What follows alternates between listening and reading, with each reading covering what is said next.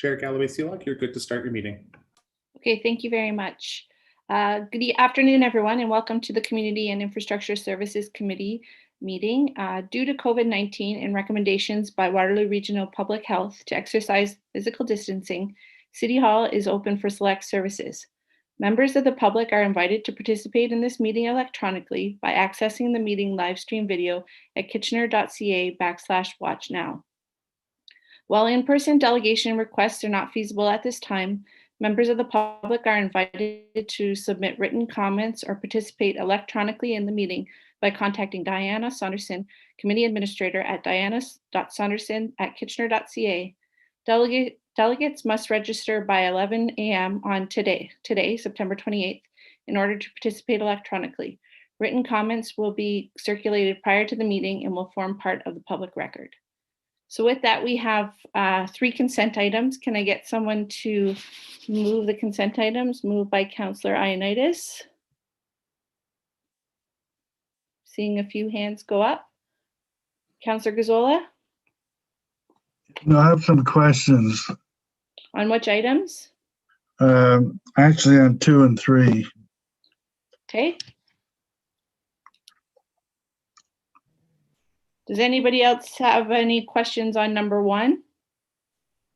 Okay, so we're going to be, I'm seeing hands, so I'm not going to go to you yet. We've got to make a motion then to take all 3 items out of consent. Somebody want to make that motion? Councillor Johnston. Okay, all in favor?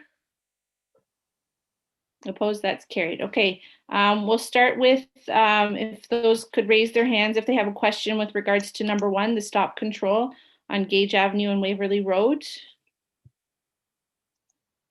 Councillor Chapman? Yeah, thank you. First, I just want to say that I know staff has put a lot of thought into what this might look like. But it seems to me that there are still concerns coming from certainly the school community and residents in the area.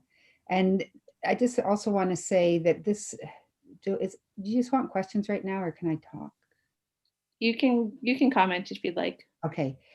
So this came to my attention 2 years ago before the Iron Horse Trail extension was put in. And at that point, I know it was mentioned that there was consideration, staff was considering taking out the crosswalk that runs from this small pathway that comes out of Cherry Street through a wooded area and out to the Waverly Gage intersection. And when it was suggested that that crosswalk be removed and the signage be removed, the residents were not happy. So fortunately, it's remained there and continues to be in the same position it has been for I don't know how many years.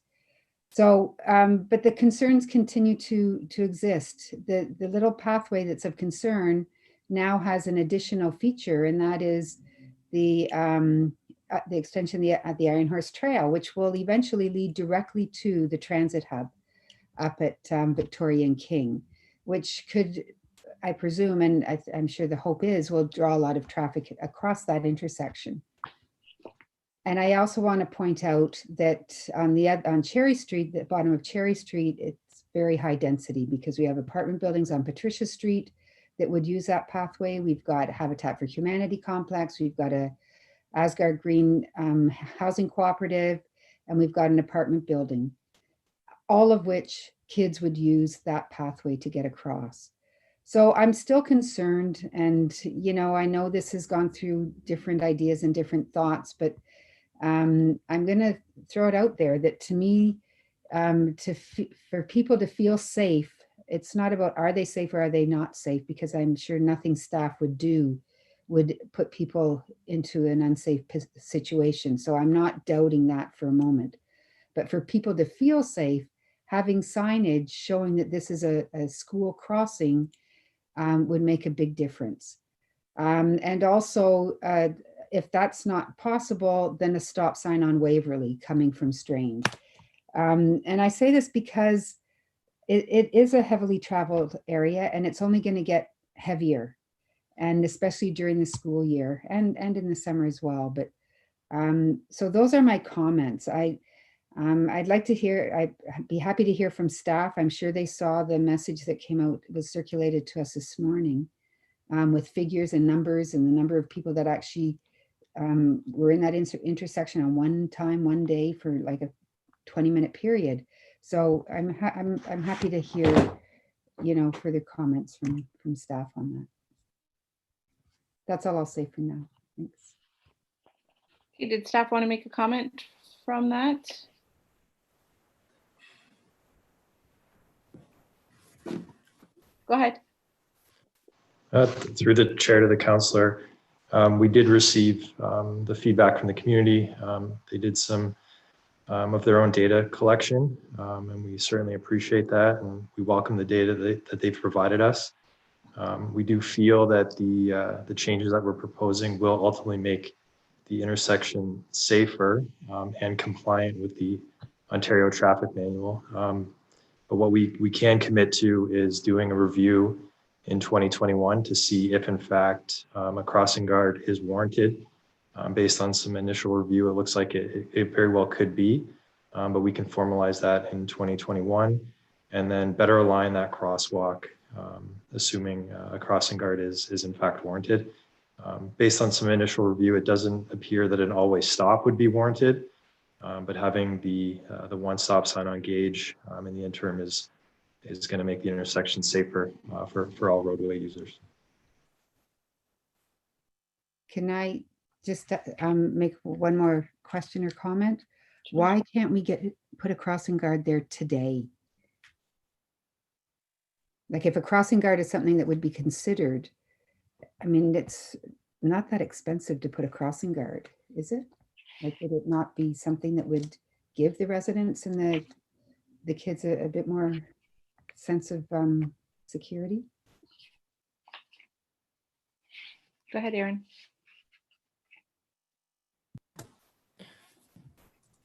Through the chair to the councillor, we would like to, and it sounds like Barry's going to comment too, so I'll be quick with my comments. We do want to get the changes in place to get what is right now an uncontrolled intersection, to get it controlled, make the changes through some various concrete improvements, curb work and some landing pads and some curb cuts, and then review if a crossing guard is in fact warranted through a gap analysis. I'll let Barry build on those comments.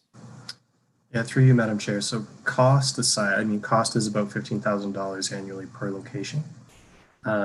So as you can appreciate, we have a number of schools in the city, a number of schools which have asked for crossing guards and a crossing guard operation in and around their school zones. So we definitely would prefer to make these changes and review to determine if there's a warrant met in the future.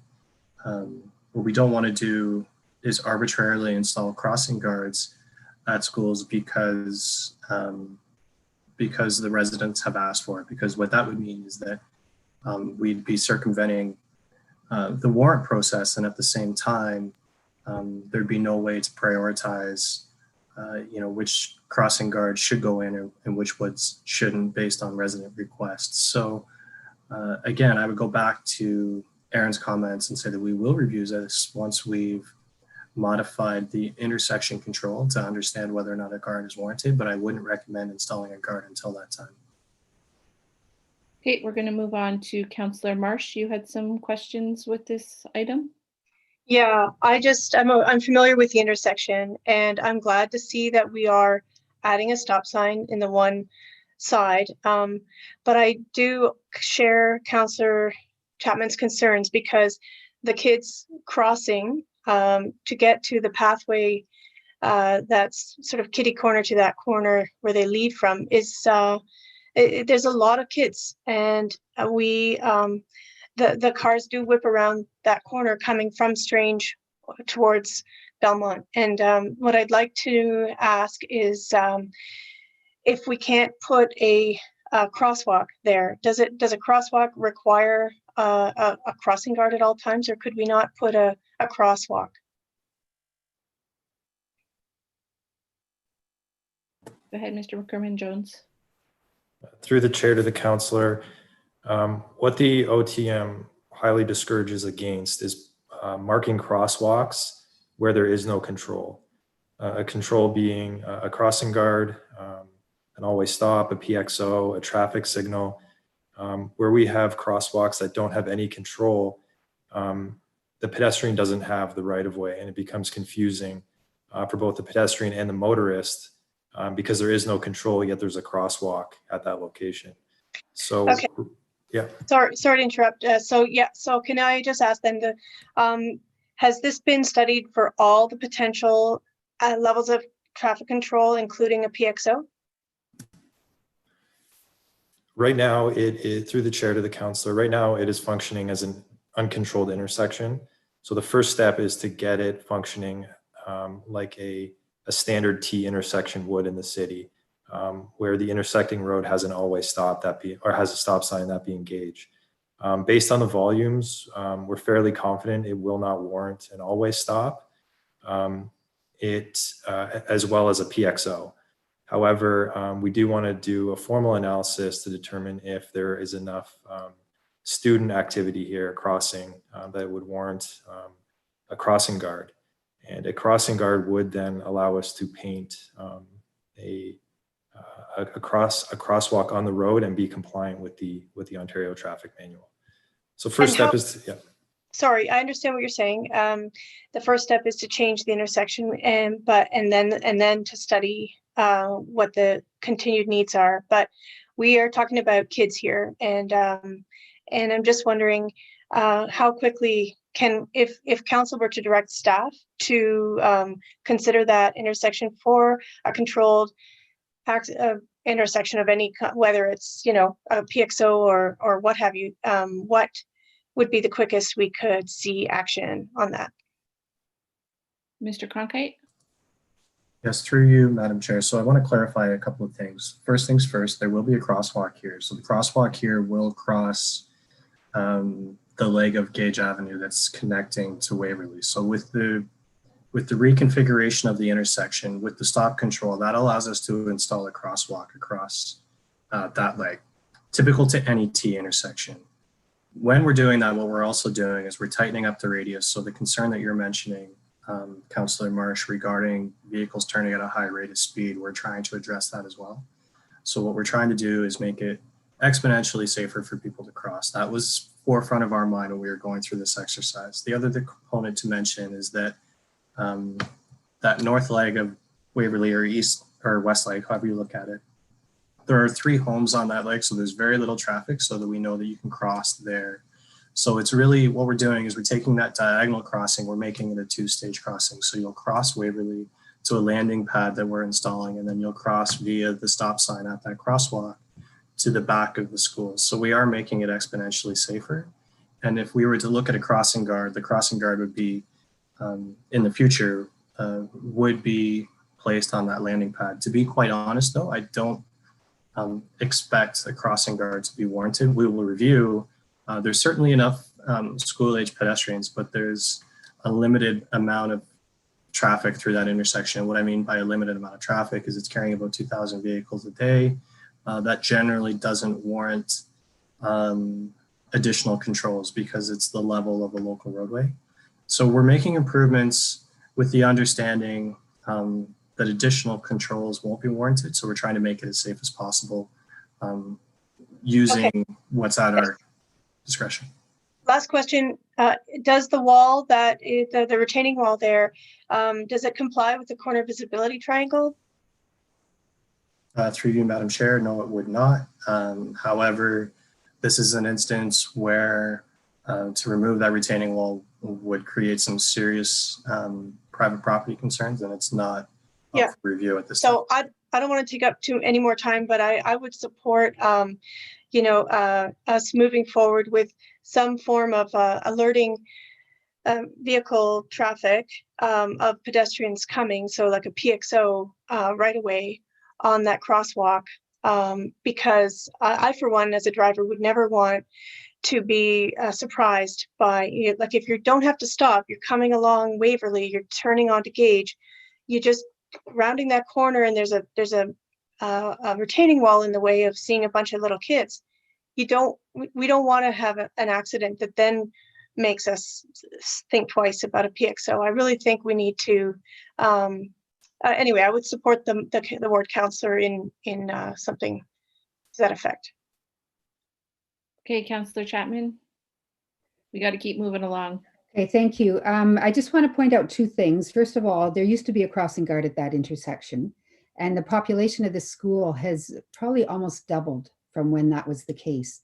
So I think, you know, this is a thing.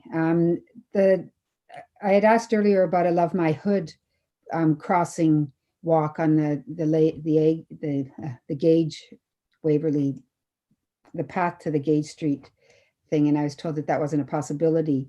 But yeah, okay, I would like to propose or move that we put a PXO crossing on the Gage, across Gage Street, so that cars coming around the Waverly down from Strange down Waverly to turn right onto Gage, that they be that improve the safety of that crossing, and that, well, that would be my motion.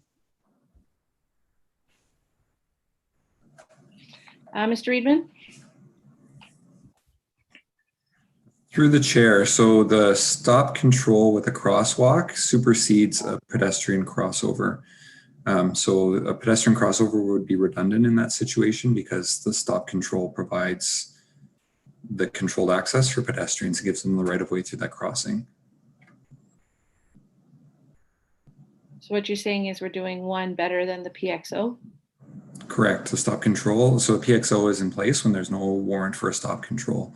So adding a PXO to this would be redundant and wouldn't make sense in this situation. Okay, so that means my motion is dead. Is that what you're suggesting? No, I'm not saying. I'm listening. It's not dead because you have the opportunity to bring that forward if you so wish. I think just hearing from staff is that they're going one step further than a PXO. And so it wouldn't want to go backwards and do less than more. I think everyone's on the same page, is wanting to do more and make sure that it's safe. So I think that's what staff is saying. Okay, I understand. So what about then a stop sign on Waverly? Like, that's more than nothing. Through the chair, so I would ask either Mr. Cronkite or Mr. Rickman Jones to respond to that, but there is a warrant process for applying stop signs. And so Mr. Cronkite. Yeah, through you, Madam Chair, just as Mr. Reedman had indicated, there is a process to follow when reviewing for always stops, and that warrant process is something that's outlined through the Ontario Traffic Manual. We do have a modified warrant in the City of Kitchener that makes it a little bit easier to warrant always stops. Even with that said, recognizing the volume that's at this intersection, an always stop isn't warranted at this time. And so I wouldn't recommend installing an always stop, because generally speaking, when you install unwarranted always stops, you actually increase risk for pedestrians and you increase risk for rear end collisions. So while the perception is that it would make the intersection safer, in reality, it would make the intersection much more unsafe. Okay, I've got a couple other people. Councillor Gazzola, are you in the queue for this item?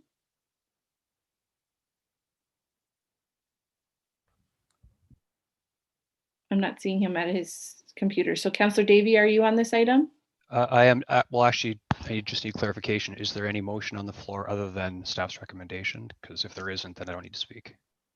That would be up to Councillor Chapman. Right now, it's Councillor Ioannidis has moved staff recommendation. So that's what we're moving with now. Okay, so I'm not sure Councillor Chapman's withdrawn. So I'll just ask quickly then. So question of staff then.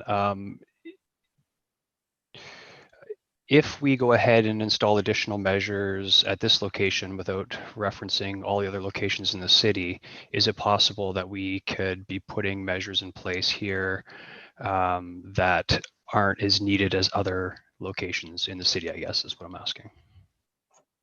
Through you, Madam Chair, yes, that's exactly the case. Without prioritizing, you run the risk of installing something that could be of greater priority elsewhere. Okay, just one last quick question. I might have comment as well. My understanding is this process is similar to like our traffic calming, where we rely on staff to be scientific and weigh all the risks to make sure that the most needed locations get the attention first to depoliticize the process. Is that correct? Through you, Madam Chair, essentially, I mean, it's a warrant process, so it's entirely scientific, yes. Okay, Madam Chair, if there is still a motion other than staff's recommendation on the floor, I'll have comment. Okay, thanks. Okay, thank you. Yeah, can I ask my question now? I'm sorry. You can. Yeah, and I apologize, for some reason, I had my computer repaired earlier this week, and this is my first Zoom since then, and for some reason the video isn't working. I'm here listening. And, Okay. now I wanted to have I want to have a little more information on the traffic flow here. There seems to be not that much information. What is the traffic flow? And is it, the other question, is it a road that people should be using to get from Belmont to Strange? Isn't it driving through a neighborhood? And I thought we had rules against that. Through you, Madam Chair, the vehicle volume in this area along either Waverly or Gage is approximately 2,000 vehicles a day. So that's on the upper threshold of what is considered a local roadway. In this instance, much of that traffic is going to be through traffic, but in previous iterations of the city's official plan, these two streets were identified as connector streets with recognition that you would need to connect between Belmont and Strange. So it does serve a limited amount of that through traffic, but again, the volume is on that upper range of a local street. Can we change that and not make it a through traffic road? Through you, Madam Chair, I would suggest that regardless of designation, significant redesign of both roadways would be required to limit that through traffic component. All right, thank you. Okay, we need to wrap up this issue. We've got a lot more going forward. So Councillor Chapman, what is your intent? Are we moving staff recommendations been moved, but what is your intent? Do you have any? Do you have any motions or? I would like to move that we put a crossing guard there immediately. Okay, Councillor Marsh, your hand's up. I understand Mr. Riedman's comment that a controlled stop is higher level than a PXO, but it's only a controlled stop on one way. It's not a controlled stop on both ways. So a car driving towards Belmont will not necessarily see the kids crossing until potentially it's too late. So I would have liked to see the motion be a PXO, like a controlled button that starts a flashing light. And no, I don't agree that this is trying to supersede other needed areas because, quite frankly, I'm amazed that we haven't seen problems in this intersection till now. So that's all. I'll support the councillor's wish, but I'll also have some additional conversations with staff offline before. Okay, Councillor Davey, you said you wanted to make a comment? Yeah, sorry, I'll be brief. I would advise council to not support the amendment, and the rationale, like the reasoning here is we're looking at one particular location in isolation of all the locations in the city. And while I completely respect the ward councillor's concern for safety with an intersection that she's intimately familiar with, there are several, areas in the city where we could use a crossing guard. And I think it's our responsibility as members of this council to ensure that, when we do put a new crossing guard in place, it goes to the location in the city, whether it's, in my ward or any ward, it goes in the location in the city where it's most needed. And that is what we have to make sure that situations like this are not politicized. So I would advise that we do not support the amendment, but just support staff's recommendation. Okay, Councillor Chapman, I'm giving you 30 seconds. I think you're still on mute. Thank you. I just want to remind people that there used to be a crossing guard here and that there are dramatic changes to this intersection. So it's not something that just came out of nowhere. We've now got far more pedestrian traffic, bike cycling traffic, and a school that's grown substantially. So this isn't just a whim. This is, real changes to a situation that we should be on top of. That's all. Thank you. Councillor Gazzola, is yours on this issue or the next issue? It's on this issue. I just want to know what the amendment is. It's not, I wouldn't say that well, maybe it's an amendment, but we will vote on it first, and it's to put a crossing guard in this location. Okay, that's what I needed to know that. Okay. So we will go with that. Councillor Michaud? One question, quick question. When was the crossing guard? Was the crossing guard last year at this? I might have missed that. When was the crossing guard at this crosswalk, Deb? Councillor Chapman? Do you know? Yeah, I'm not sure. I think staff should be able to answer that better than I can. Through you, Madam Chair, I tried to find the date that the crossing guard was removed, but I couldn't. So I can tell you that it's been removed for quite some time, but that's the best that I can do at this point. Well, quite some time. I don't think it was last year, but I don't think it was more than 5 years ago. Okay. Yeah, through you, Madam Chair, I couldn't find the exact date that the guard was removed. Okay, so what we are voting on now, it's been moved by Councillor Chapman that a crossing guard be put in this location. So those in favor? I'm just looking for, okay, those opposed? That doesn't carry. That's defeated. So now we will move to the original staff motion as moved by Councillor Ioannidis. Those in favor? Those opposed? That carries. Okay, thank you very much for that item. If we can move along with the next two as quickly as possible, as we've got a long agenda. Well, not a full agenda, I should say. It's not super long, but full agenda. Up next is the Bud Park Indoor Soccer HVAC upgrade. Councillor Gazzola, you had questions? Yes. I'd like to know who built that facility? Was that built by the city or is that built by some other organization? Not seeing anyone who wants to. I'm trying. It's Kim. Oh, okay. Go ahead, Kim. Through you, Chair. My recollection is the main office area was built by the city of Kitchener. I would say that with funds from soccer, the indoor turf was added over time, but it would have been a joint collaboration with the city of Kitchener. Yeah, who uses the facility now? Kitchener Soccer, our Kitchener Baseball, a number of our adult groups. We have a number of indoor training groups for field hockey and other users as well. What percentage would be Kitchener Soccer? Kitchener Soccer would likely be, say, 65 to 70%. There's no money in our budget. How does this become a #1 priority of the city at this time?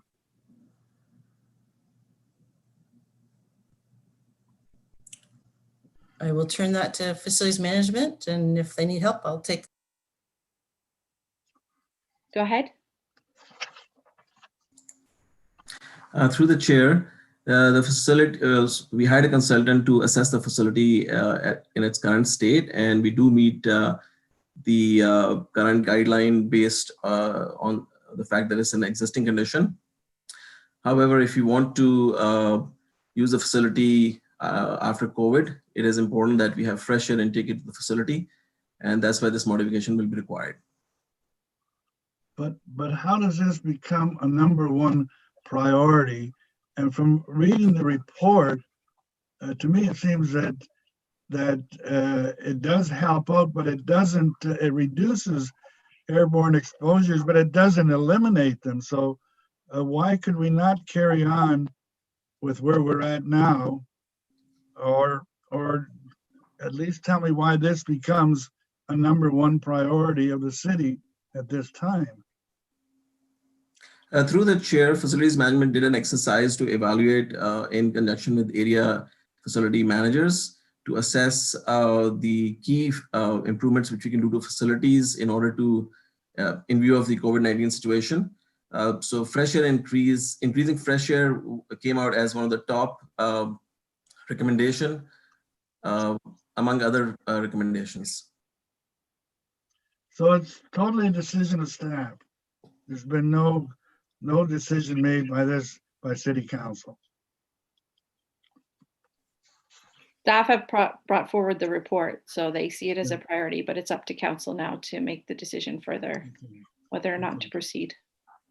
Okay, I Through you, Chair, I'd like to just, can I just add one piece? Go ahead, go ahead, Ms. Kugler. Without the air exchange, the facility will remain closed until after there's a vaccination for COVID. So that's really what has bumped this up the priority, is that this is one of our recreational facilities that could not open if we do not add it.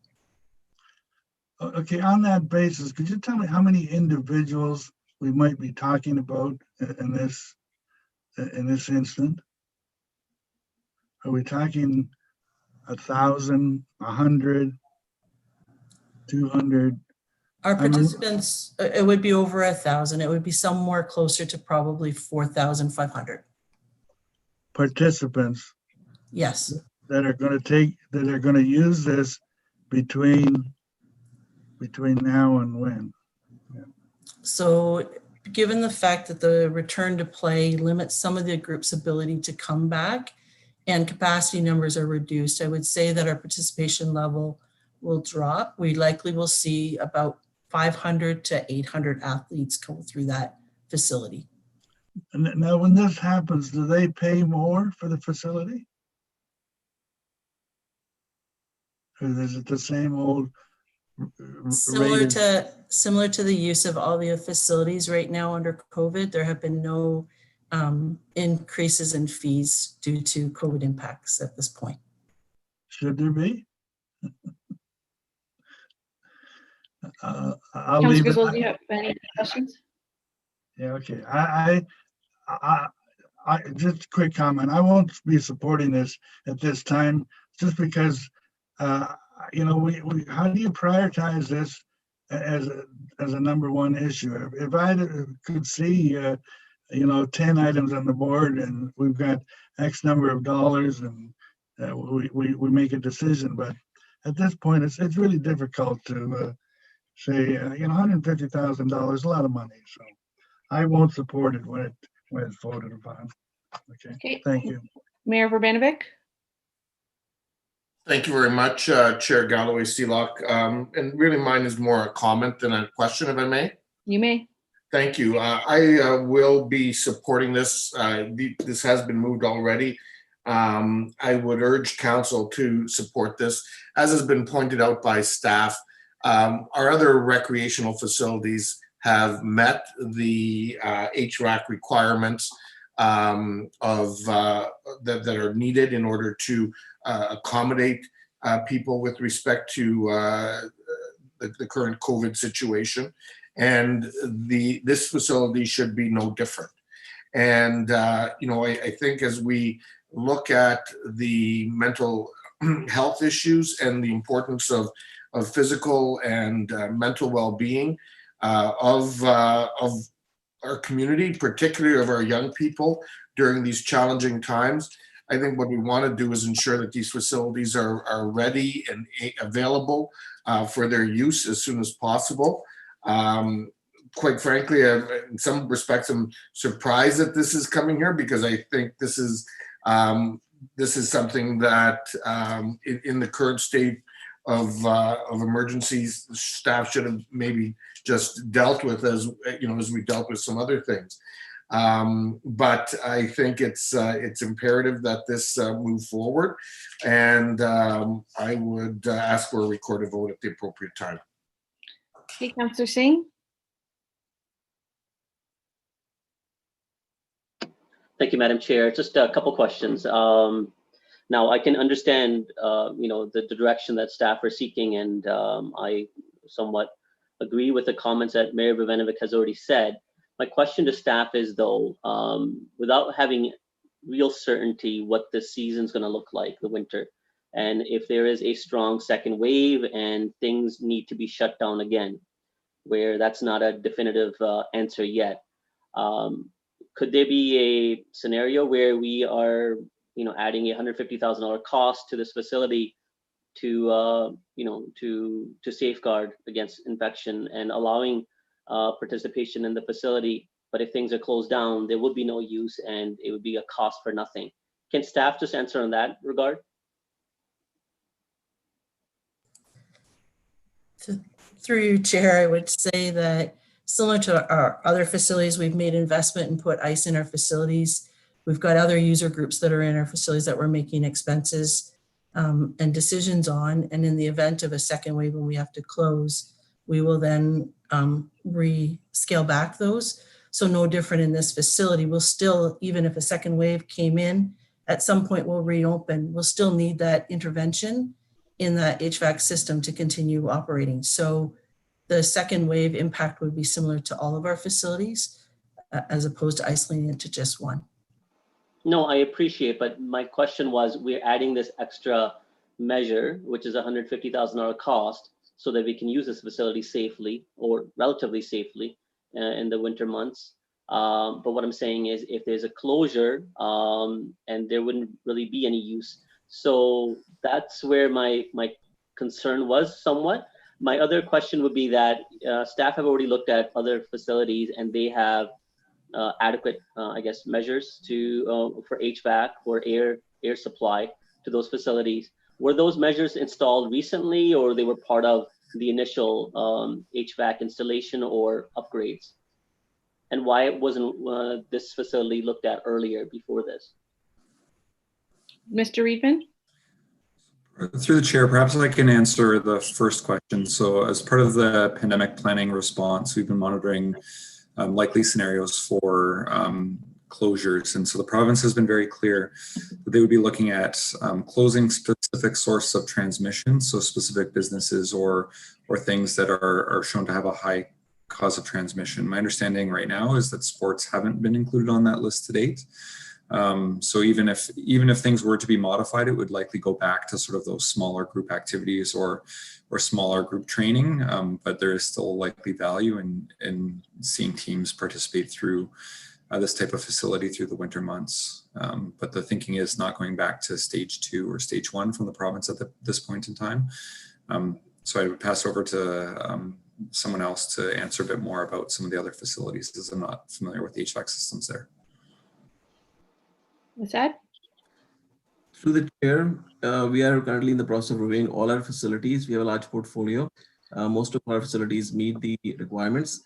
With Bird Park is the only one at this point where to meet the current building code, we have to do these modifications.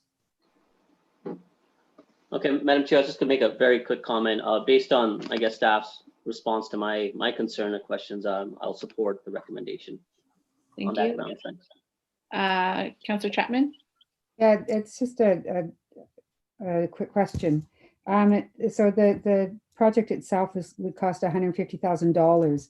It says here, the first sentence of the report part, it says that staff engaged a consultant. How much did the consultant cost?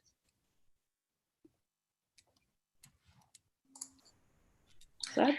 Through the chair, the cost for this project includes the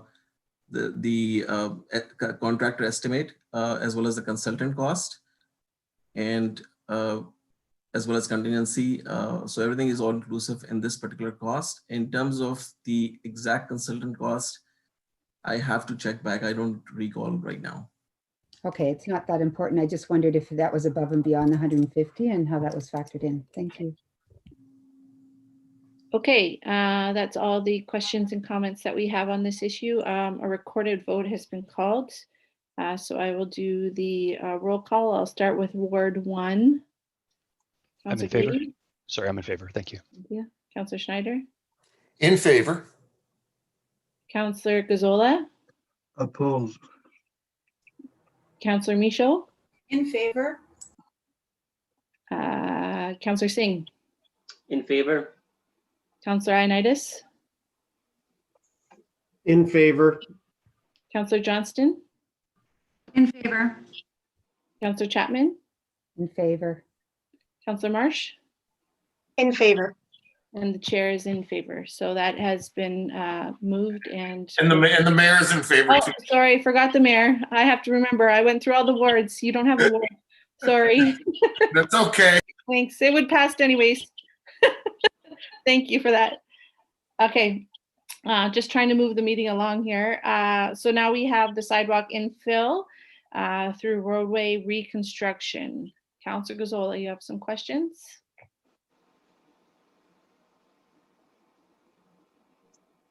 Yeah, I'm not going to bother with my questions because I probably know the answer. I'll pass them for a comment at the end, okay? Okay. Councillor Davey, question? Yes, just one. On page 3-3 of the report, with respect to Rossford Crescent, I just want to clarify, it looks like there's an error in that it says that only 10% are opposed, when I believe looking at the previous information, it looks like actually 49%, or the majority that were surveyed are opposed to the sidewalks. Can staff clarify that, or is that incorrect? Because I'm looking right before and it says directly affected residents 21 of 24. So I'm trying to reconcile how only 6 of 59 can be opposed on the following chart. Through the chair to the councillor, that might be correct. I'm just trying to pull up the staff report to the correct page to check. What we ultimately did find is that folks or residents who live directly on Rossford generally weren't all that supportive of sidewalk infill, whereas the surrounding community were in terms of majority. In terms of the exact split, if there's an error, our apologies, and we can. Your figures were twisted a little bit.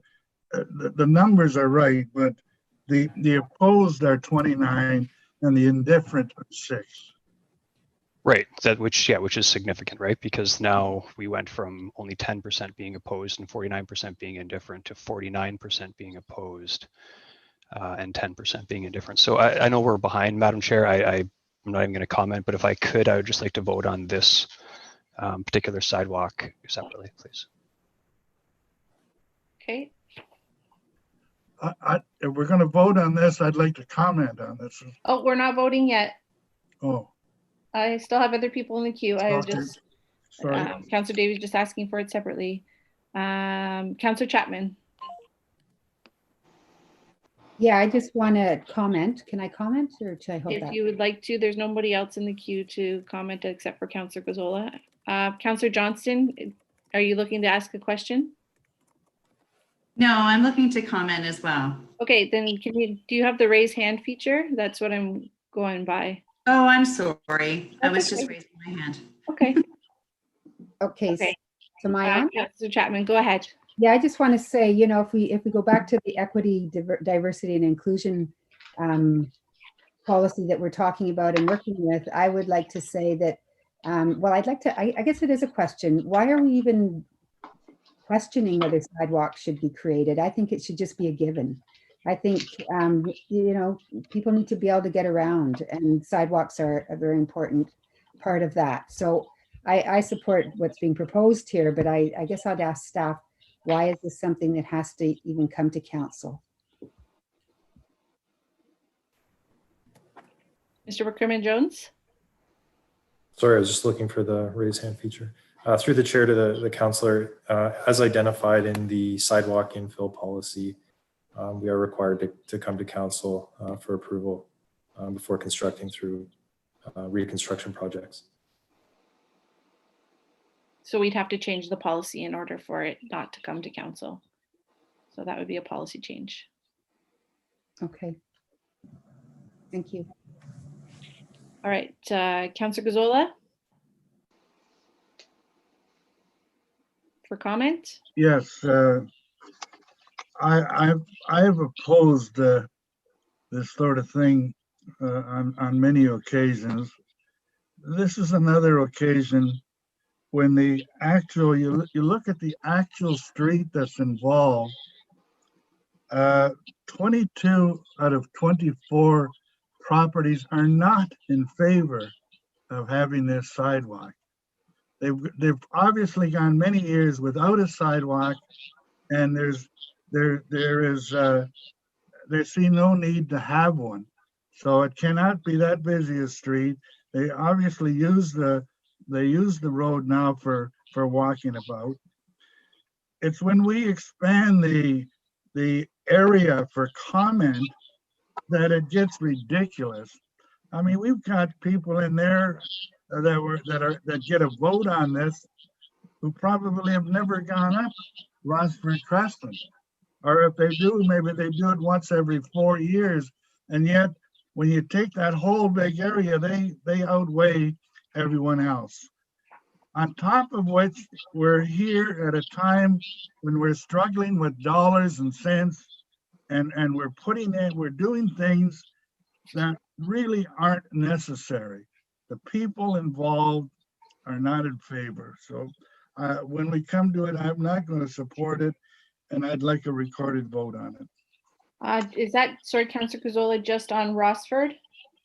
Yeah, the other two aren't as material. Okay, thank you. Up next is Councillor Johnston. Yes, thank you. And first of all, I would like to start by thanking staff very much. I have been working with Mr. Allen and Mr. McCrimmon-Jones and have had many conversations about the proposal to put sidewalks onto Rossford Crescent. And through working with them and through hearing from the residents, yes, there are many people that are against having a sidewalk on the street. It would be a new thing for them. But as Councillor Chapman had talked about, this, you know, as part of the direction that we want our city to be moving in terms of active transportation. And by putting in a sidewalk, we are setting the tone for the life cycle of this road, which is the next 30 to 40 years. And so currently, and I have heard from many residents there, and I do understand that there is a lot of concerns about putting a sidewalk on the road. When we take a look at the big picture though, of the life cycle of this road, the fact that Rossford Crescent, to answer one of Mr. Gazzola's questions, Rossford Crescent is a link into the community center field. There is a public walkway from Rossford Crescent into Victoria Hills Community Center. And as well, it also links up with the school there. So people do use Rossford Crescent to access the community park there. So having worked with staff on there, staff's proposal is to put the sidewalk just on one side of the road. They have looked at ways to engineer it so that they would be able to save both trees and parking by putting the sidewalk on the outside perimeter of the road, where it would connect into the walkway, into the community center and the park there. I do realize that this is a big change for the street. At the end of the day, though, we do need to look at ways to make to improve pedestrian safety on this street and to have more people using active transportation as well. So I'm supporting staff on this, and I thank them for all of their work on this. Thank you, Councillor Singh. Thank you, Madam Chair. I just want to explore a little bit more. I think Councillor Chapman raises a very interesting point. The very fact that the City of Kitchener does have a pedestrian charter, and if we are honoring that commitment, why are we, politicizing this process and raising, I guess, arguments or fighting amongst the neighbors? The side that has a sidewalk are mostly in favor, and the side that doesn't, because they lose parking, or the fact that they would have now, I guess the community or neighbors walking in front of their home, they're not so favorable for the idea.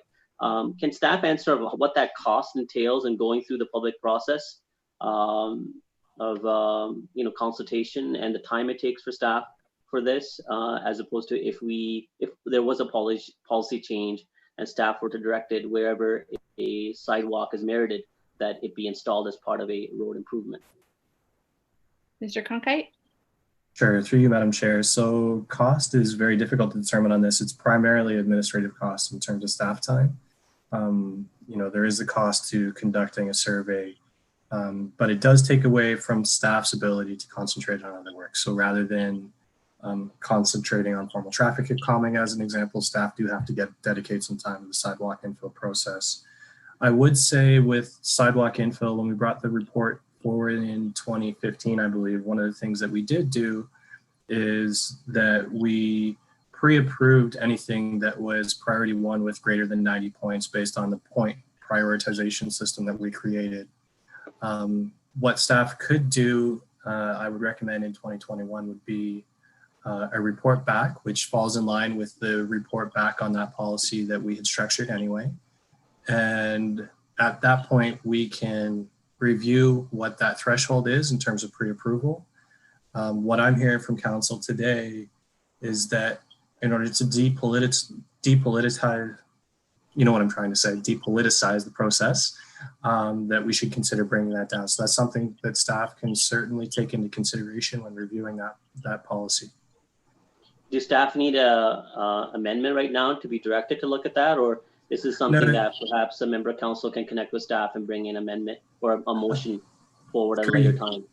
Through the chair, when we brought that policy forward in 2015, there was a 5-year window associated to it, I believe, that we would bring back a review. It was a 3 to 5 year window. So we're set to bring a review back of that policy in any regard. I think that's merited. Councillor Singh, Mr. Chapman's trying to pipe in, please. And not to interrupt, I just wanted to remind council of what the impetus was for the policy in 2015. Council members that were here at the time may recall that priority projects for sidewalk infill were basically considered pre-approved. They went through the design process. They were engineered as a part of the final construction design, and it would often be at the tender award stage when a report would come from council, that the neighborhood would come forward to council and not support the sidewalk. And that meant that there was a whole lot of costs incurred to design the road, and then we had to go back and redesign the road. And so if I hear council correctly, I think Mr. Cronkite's approach is the right one. We'll review the program, we'll come back to council. If council has an appetite to lower the threshold for what's deemed as pre-approved, that would be an option. I think what we want to avoid is finding ourselves back in the situation where we design the road with sidewalk included, tender it, and have to cancel the tender because we will not proceed with the sidewalk works. Okay, thank you. Madam Chair, do you want me to raise my hand again for comment, or can I just make a quick comment now? You can make a quick comment now. You're the last one to speak. Okay, all right, just very quickly. So I will be supporting the staff recommendation, but I think this is good discussion. We should be revisiting, and I think a 5-year review is probably merited. And part of that review, we should be looking at perhaps lowering that threshold, or more importantly, that debate around council that if staff should be just automatically directed to design the sidewalk as part of a road improvement wherever that work is necessitated. And I want to be cognizant of the fact that my position on this has probably changed from 2015 or before that. I think it's an evolution of being on council and understanding the priorities and the concerns of residents. And I think just for the direction that the city of Kitchener is proceeding in improving and bettering options for mobility and alternative transportation modes from just vehicular traffic, I think we need to ensure that we have the commitment for sidewalks as well. And I think a lot of discussion has come from sidewalks as opposed to or connected sidewalk snow clearing. Well, this is no different. I think this is commitment for having a better transit network and connections within our communities and neighborhood. And I think we need to have that discussion once more. And I look forward to that in 2021. Thank you, Madam Chair. Thank you. So with that, we're going to go with the recorded vote that's been called for Rossford. So we're doing that, just Rossford. So recorded vote, I'm going to go backwards this time. Councillor Marsh? In favor. Councillor Chapman? In favor. Councillor Johnston? In favor. Councillor Ioannidis? In favor. Councillor Singh? In favor. Councillor Michaud? In favor. Councillor Gazzola? Opposed. Councillor Schneider? In favor.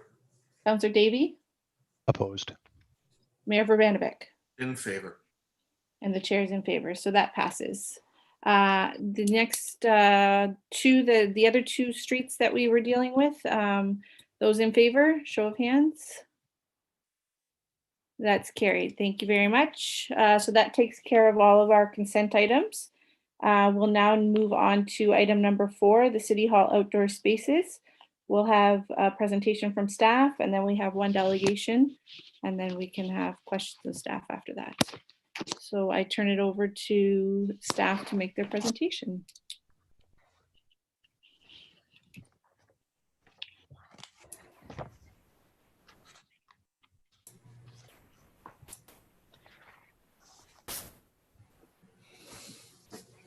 Good afternoon, councillors. Thank you for the opportunity to present an update to you this afternoon regarding City Hall Outdoor Spaces project. Some of you might recall that the construction on this project began in March, and like many businesses, was subjected to a COVID shutdown. But once they got back to work has been progressing and happening in multiple areas simultaneously. So to date, we have the demolition right down to the roof deck level, and the concrete surface repairs have been 100% complete.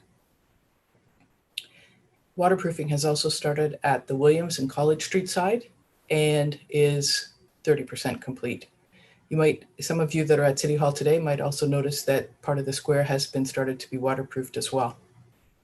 The ice rink and water feature are 30% complete. And the focus now is on continuing the waterproofing work and doing the penetrations for the new mechanicals.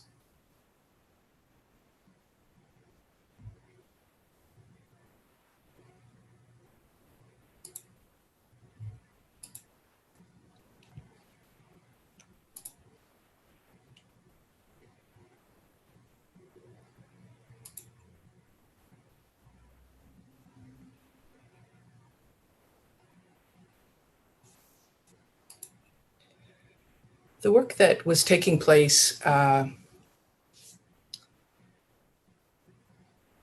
work that took place was complex, and there was lots of work happening simultaneously. So it took some time to be able to understand the full picture that we were dealing with. And so that's what I want to focus on now. Next slide, please. So there are a number of interrelated conditions that we have found in our work to date. So they're kind of identified there as 3 themes: construction methods, salt and water damage, and site conditions, and there's some examples there. These issues were not previously known, primarily because it would have been concealed by the overburden and the cladding. And when demolition and the removals was complete, that's when it was apparent. We did complete test pits prior to construction to investigate the condition of the surface membrane, but the issues are occurring in different areas. So they're occurring at the transition from the curtain wall to the flashing and at the foundation wall, for example. The other thing that we did not see prior to construction would have been evidence of leaking into the building. And given the conditions that we've uncovered, we would have expected that, but we did not see that. So in the vein of a picture's worth 1,000 words, I'm gonna give you some examples here. So if you could move to the next slide, please. So this is a picture of the green slate wall, and based on the as-built drawings, we would have expected a solid concrete structure. But what we found, and this is shown in the right-hand photo, it was a hollow block wall with openings that were not waterproofed. And the photo in the left side, what we found also was insulation filling the top portion of the wall, which is not a suitable surface to apply the waterproofing membrane, so that will have to be addressed. Next slide, please.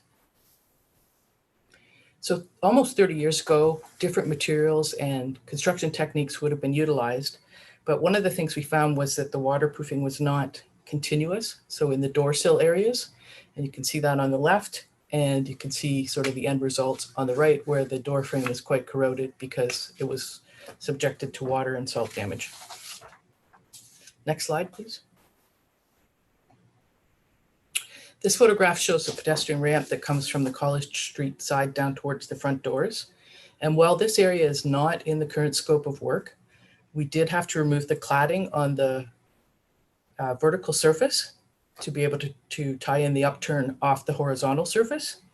And when we did do that, we found that the concrete was very soft and crumbling, and that's shown in both the left and right photographs. But perhaps even more concerning was that we found water flowed out at the joint between the vertical and horizontal surfaces for several days after that cladding was removed. So test pits were opened again. And in the middle photograph, you can see the test cut of the membrane. And what we found was water trapped between the membrane and the surface below that. So that should be nice and white, like all the rest of the concrete that you can see there, but it's dark from moisture. Next slide, please. We found very similar conditions on the staircase as compared to the ramp. So on the left-hand photo, it looks like a pile of sand that's been left on the step. That's actually the concrete that just crumbled away once the cladding was taken off and, it was touched, it just crumbled away. You can also see in the middle photograph that there's deterioration of the fasteners and some of the other concrete work. And in fact, there's a little bit of water seeping out from that stair as well. And then on the rightmost side, what you can see is evidence of water and salt on the soffit, which is kind of the pedestrian underpass of that staircase. Next slide, please. So these photographs all come from the College Street side. The upper left photograph is the granite cladding that was removed on that side. You can see it's quite uneven, and the corrosion from the fasteners in that picture. The bottom left photograph is showing the deterioration of the curb for the grating around the garage exhaust vent shaft. So there's no concern for safety. We had an engineer check and the cross members in the frame are all solid, but that curb will have to be repaired. And the right photo on this slide shows the flashing from the building down into the shaft, which is completely corroded away. And you can see that closest to the black part in the photograph there. That's a vertical surface. Next slide, please. So there's two main points to remember with regards to what we found.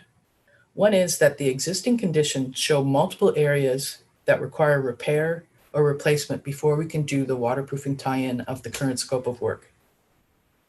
It's quite likely that this is the same condition we're going to find in phase 2. The other point to remember is that the membrane is beyond its expected lifespan. So the areas that have been excluded of scope at this point will need to be addressed within 3 to 5 years.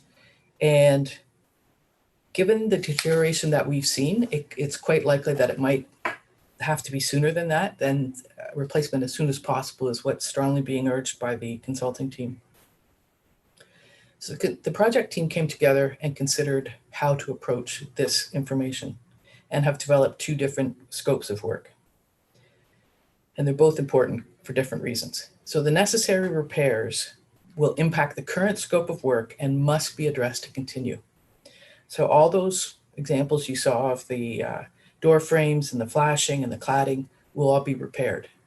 And areas of the ramp and stairs and upper terrace that are impacting on this current workload will have to also be addressed, repaired to a certain extent.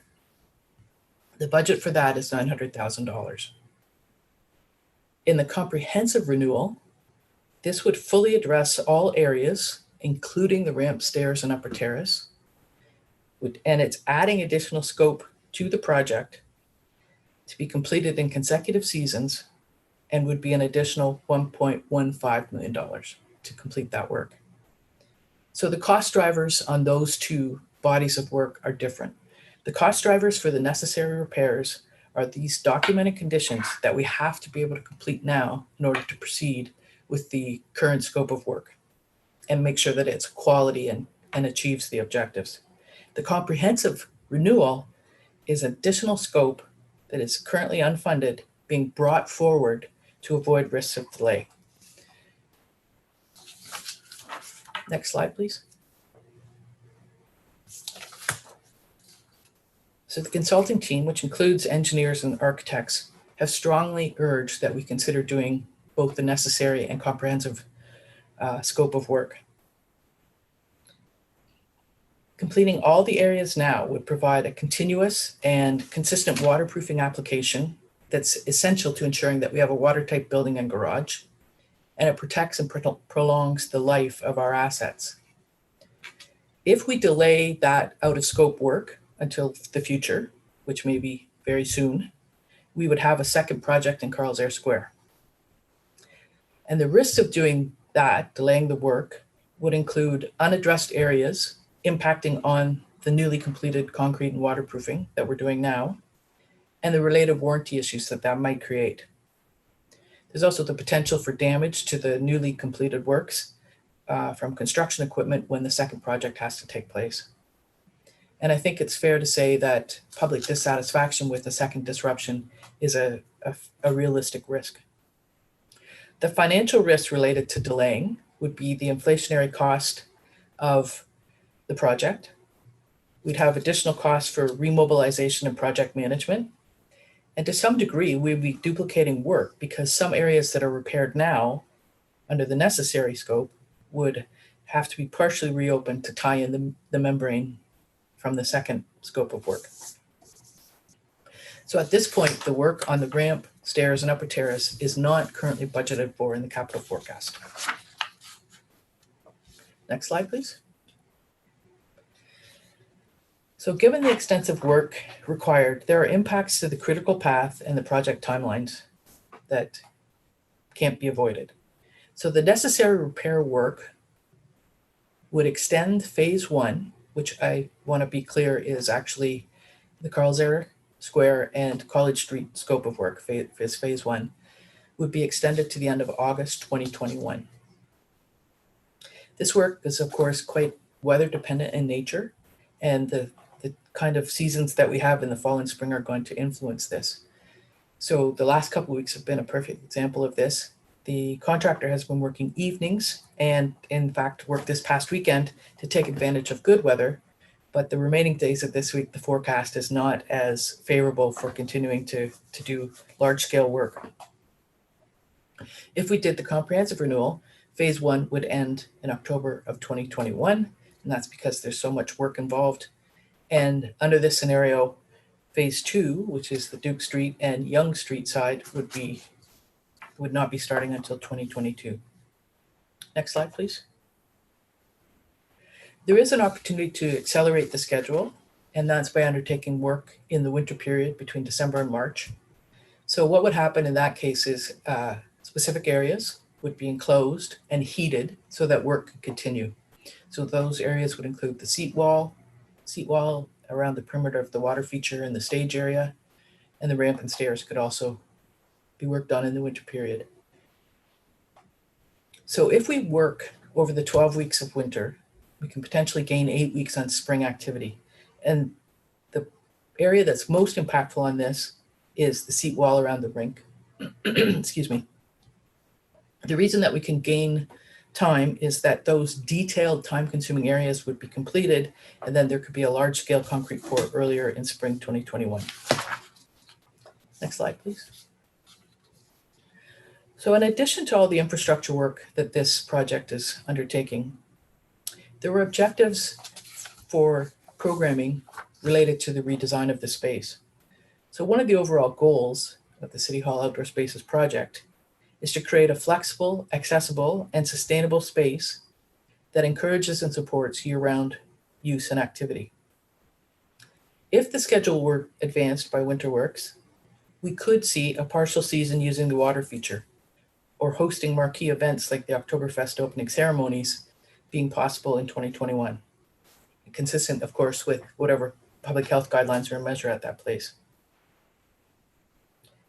So if we had this kind of animation, it would be very beneficial to the entire community and downtown businesses, especially, that have been hit hard in 2020. And some of my colleagues in economic development have worked with stakeholders in the downtown area, and these stakeholders have indicated support for the work being completed as soon as possible so that programming can be resumed and avoid even a partial second closure. Next slide, please. So the recommendation that we have presented is to increase the scope of work to cover off the necessary repairs, the comprehensive renewal, and the accelerated schedule, pardon me, be approved and added to the scope of work for heritage restoration. The reason we brought this forward is that we sincerely and strongly believe that this is the best approach from a project management, asset management, financial and risk management perspective, as well as the best approach from a community impact perspective. Thank you.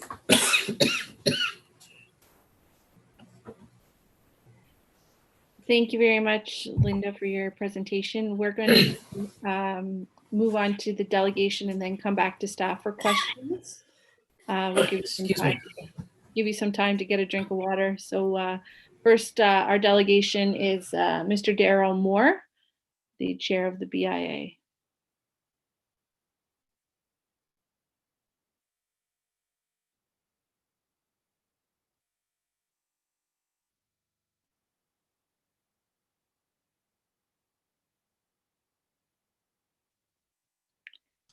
Oh, am I there now? You are here now. Okay, thank you. I got kicked out and it just brought me back in. There you go. Chair Galloway Seelock, Mayor Verbanovic, and members of council. As you know, some of you know, my name is Daryl Moore, and I'm speaking to you today as chair of the Kitchener BIA, as well as a business operator in the downtown. Thanks for the opportunity to address you today on this issue. Before I begin, I want to take this opportunity to thank Corey Bloom, staff, and council for your willingness to work with the Kitchener Downtown BIA and its members over the past 6 months, as well as all tried to work through the realities of COVID-19 pandemic. Everything from arranging larger patios around the city to accommodating pickup spots in the downtown to lobbying other levels of government, all of your efforts have meant a lot to assist our struggling small business sector and especially the hospitality sector. COVID-19 has an unprecedented impact on communities around the world and has had a particularly challenging impact on the food and beverage and tourism sectors. The city's efforts stated above, coupled with your continued investments in the downtown with the work on Carl Zare Square, Queen Street, and some of the other parties in the downtown, gives us all hope that your efforts, coupled with all the new residential construction, gives us something to look forward to as we struggle and await the other side of this pandemic. Today, I know you're dealing with some challenging news around Carl Zare Square. However, as someone who often has to deal with older buildings, it's not shocking to find out your reno job is worse than what you initially anticipated.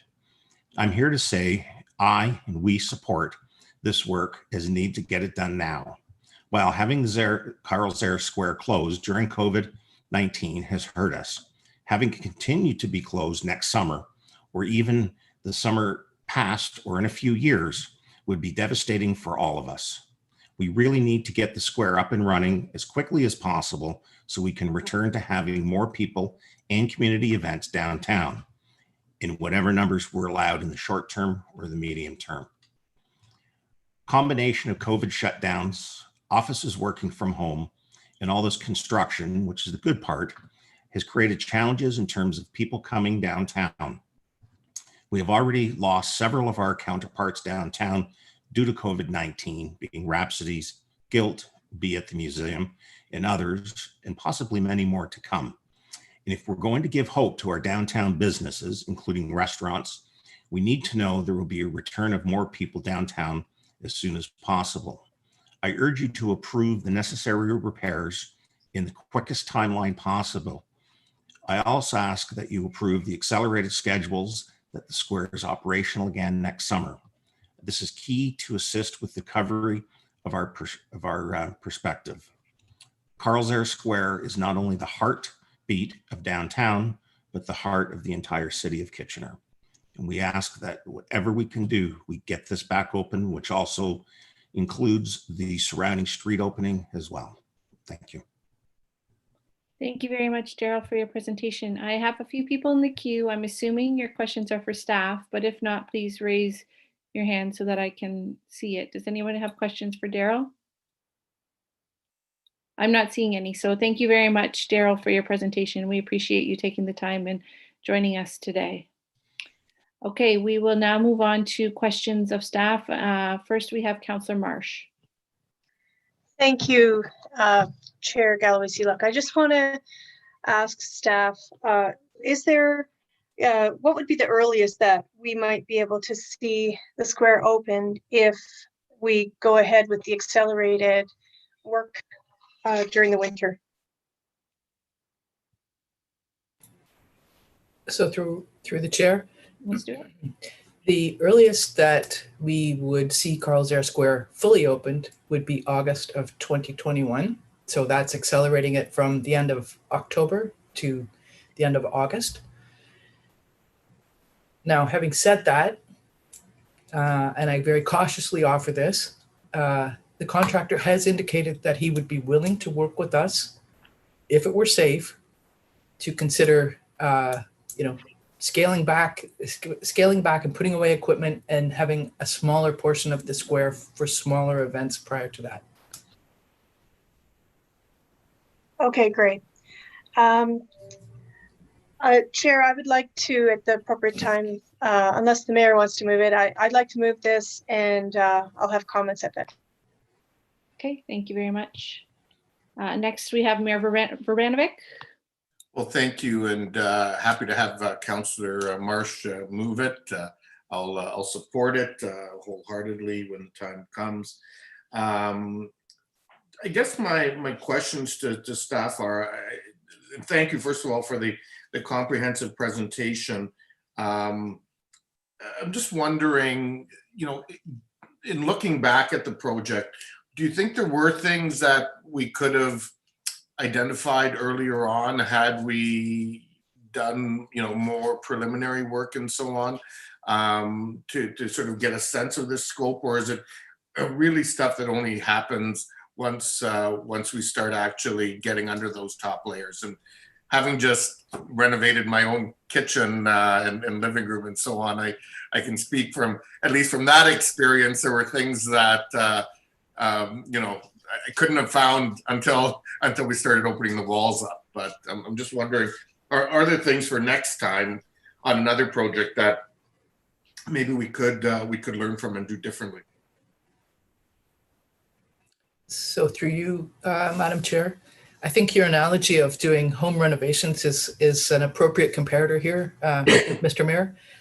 Certainly if you're doing your kitchen and you take the cupboards out and you find mold behind the walls, it would not be in your best interest to, scrub that off and put new cupboards in. You need to address the source of the issue. And I think that's what we've uncovered here. So while we saw some evidence of cracked granite, for instance, the extent to which it was damaged on the backside was not known until it was completely removed. I think The other thing that we have to remember is it's kind of a longer term process. So between the time that we're starting to do design and development and getting to tendering and then actually getting to construction, a period of time, including 2 winter seasons, had passed.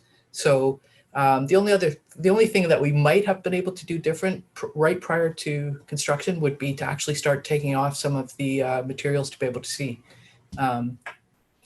But I think it really is a case of a beautiful old building, a beautiful 30-year-old building that is showing some signs of wear, and we need to address it. Great. The in terms of the list that sort of covered off now, is this it? I mean, you know, has there been, you know, are there things that staff have cut out, you know, for fear of sort of bringing forward even larger numbers? Or is this sort of really what we do need to do in order to give it as long of a lifespan as possible? In other words, I guess I'm asking, if we do this work, should we really be good for another 25, 30 years? Yes, I think it is. Sorry, Madam Chair. I do believe that it's a realistic expectation that if this scope of work, both the necessary and comprehensive, is completed, that we're good for, I would even say, longer than 25 years, because we're using a higher quality waterproofing product than what we had available to us 30 years ago. In fact, maybe even 50 years, right, in terms of the waterproofing membrane. Having said that, you know, we have not started excavating on Duke Street, but what we did do was look at a comparator based on the conditions we found in Carl Zared Square and College Street, and tried to make a comparison based on the relative size on that side. So to answer your original question, yes, I think this addresses the most of it, but also pointing out that we haven't started on Duke Street.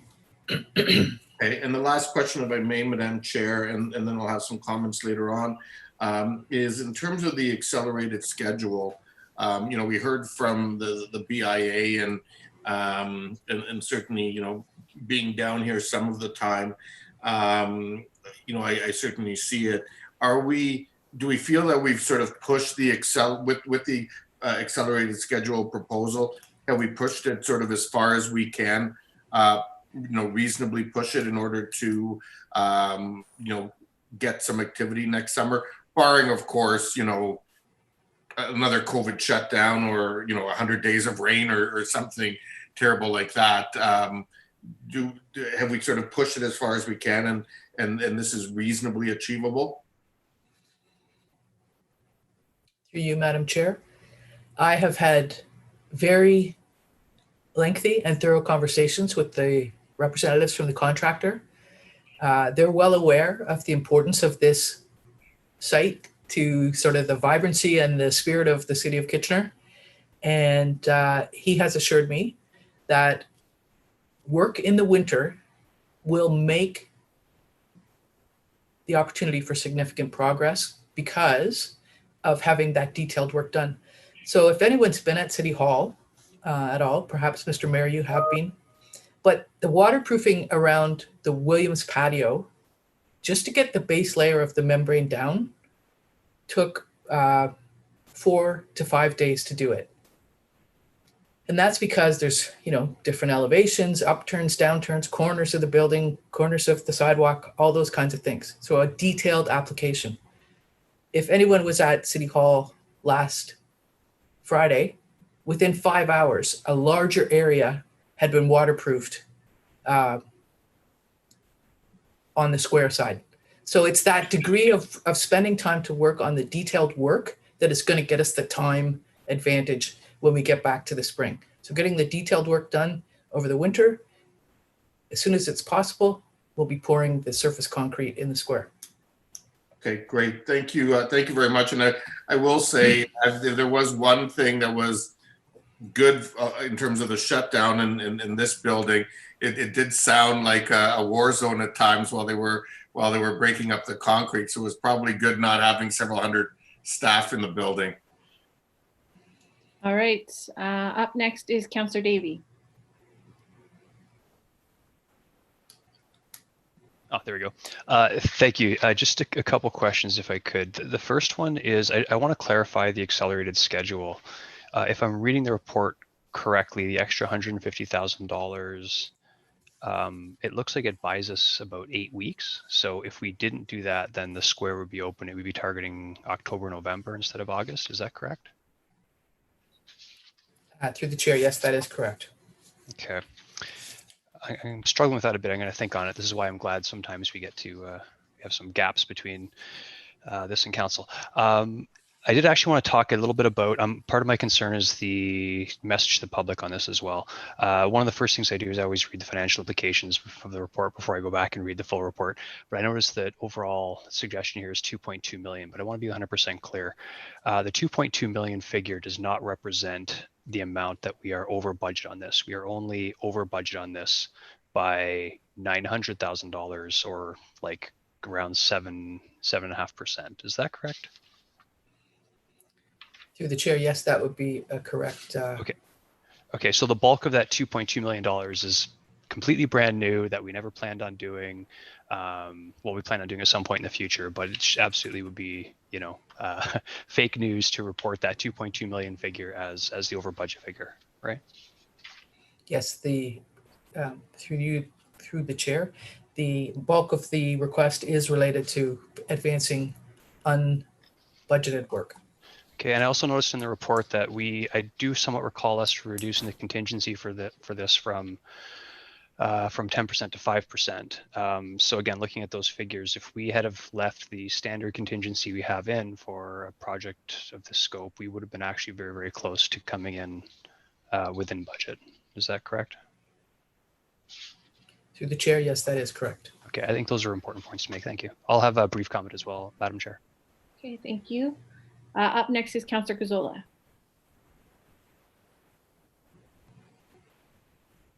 Yeah, thank you.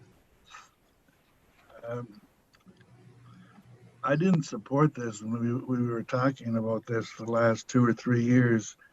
I really would like a review, but perhaps today isn't the time since this is coming back. I really would like to review the whole process of where we've gone on this repair, because we had a budget and we've changed it, and then we, you know, so I trust that that information is available for me within the next week if I pester you then. Is that right?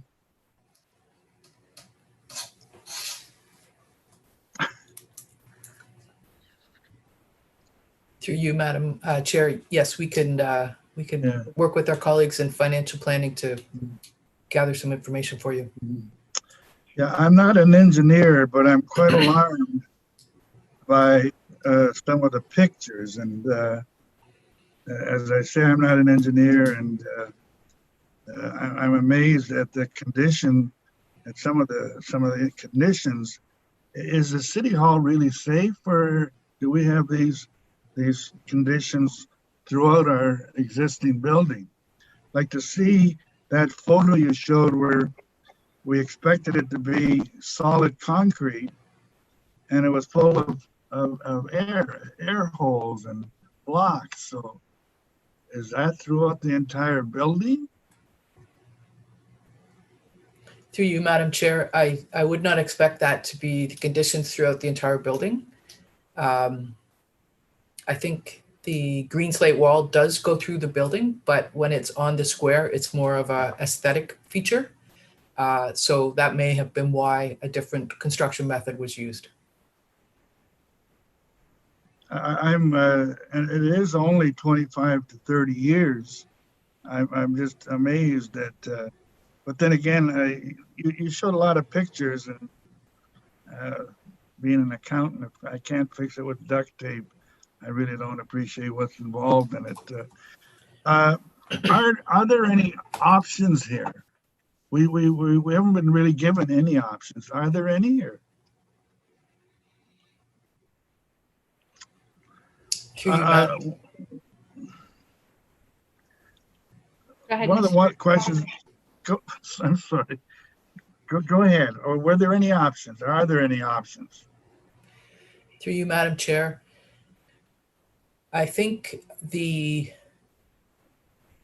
only options before you, it's absolutely necessary to do the necessary repairs. It's kind of a redundant statement, but that has to be done. So the only options are whether the additional scope is brought forward or not. When we were getting, this was studied a lot. This has been on the plate for quite a few years. Seems to me there were drill holes all over the place and tests, things like that. Did none of that show up when we were doing the preliminary investigations? Through the chair, you're absolutely correct, Councillor Gazzola. We did a number of test investigations at various locations at City Hall. Because the scope of work was related to the waterproofing membrane and the amenities within the square, that's what we were testing for.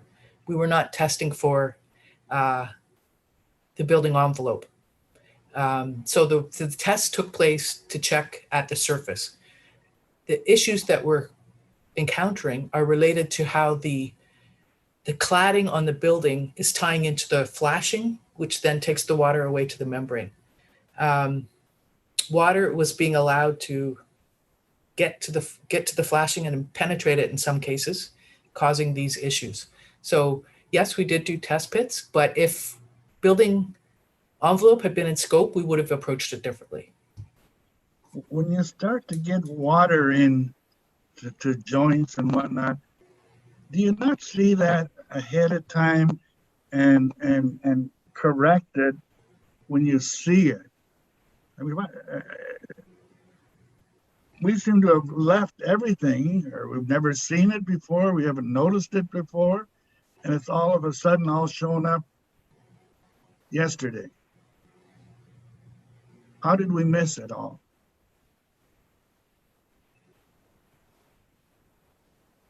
Through the chair, I don't think it's entirely accurate, Councillor Gazzola, to say that we didn't see it. You'll recall from some of the earlier reports that there was evidence of leakage into the parking garage. And certainly we had investigated that. What we hadn't seen previously was evidence of leakage into the building, which if there had been that, I think it would have been necessary to take a look at the cladding and see what condition it was in. But we didn't have that indicator before we started this project. So building envelope was not included in scope, which is really what we're talking about with the cladding and the flashing and door frames and window sills and all that kind of stuff. Okay, I'll keep this as my final. When we got to this point, was there any consideration given to maybe changing some of the options in our finished square? Were there any things there that we could look at doing differently to make up for this shortfall?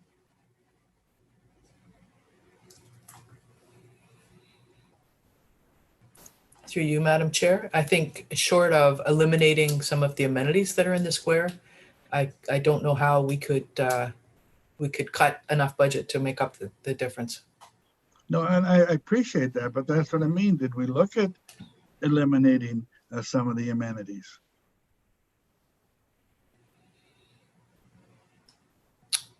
Through the chair, staff have not considered that. I think that if council were interested in that, it would have to be directed by council.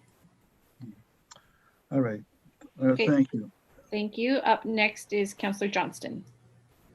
Yes, thank you, Chair Galois-Sivak. Ms. Stewart, I had a question for you with regards to, I'm wondering how confident you are that we have found all the deficiencies that we're going to find. Do you think there's anything else as we kind of peel back the onion that we might find here? Through you, Madam Chair. I am confident that we have peeled back the onion on the first phase of work and found everything that we're going to find.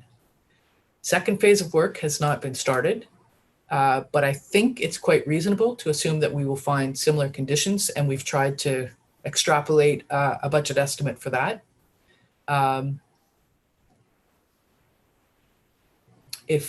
Yes, so I would say confident on phase 1.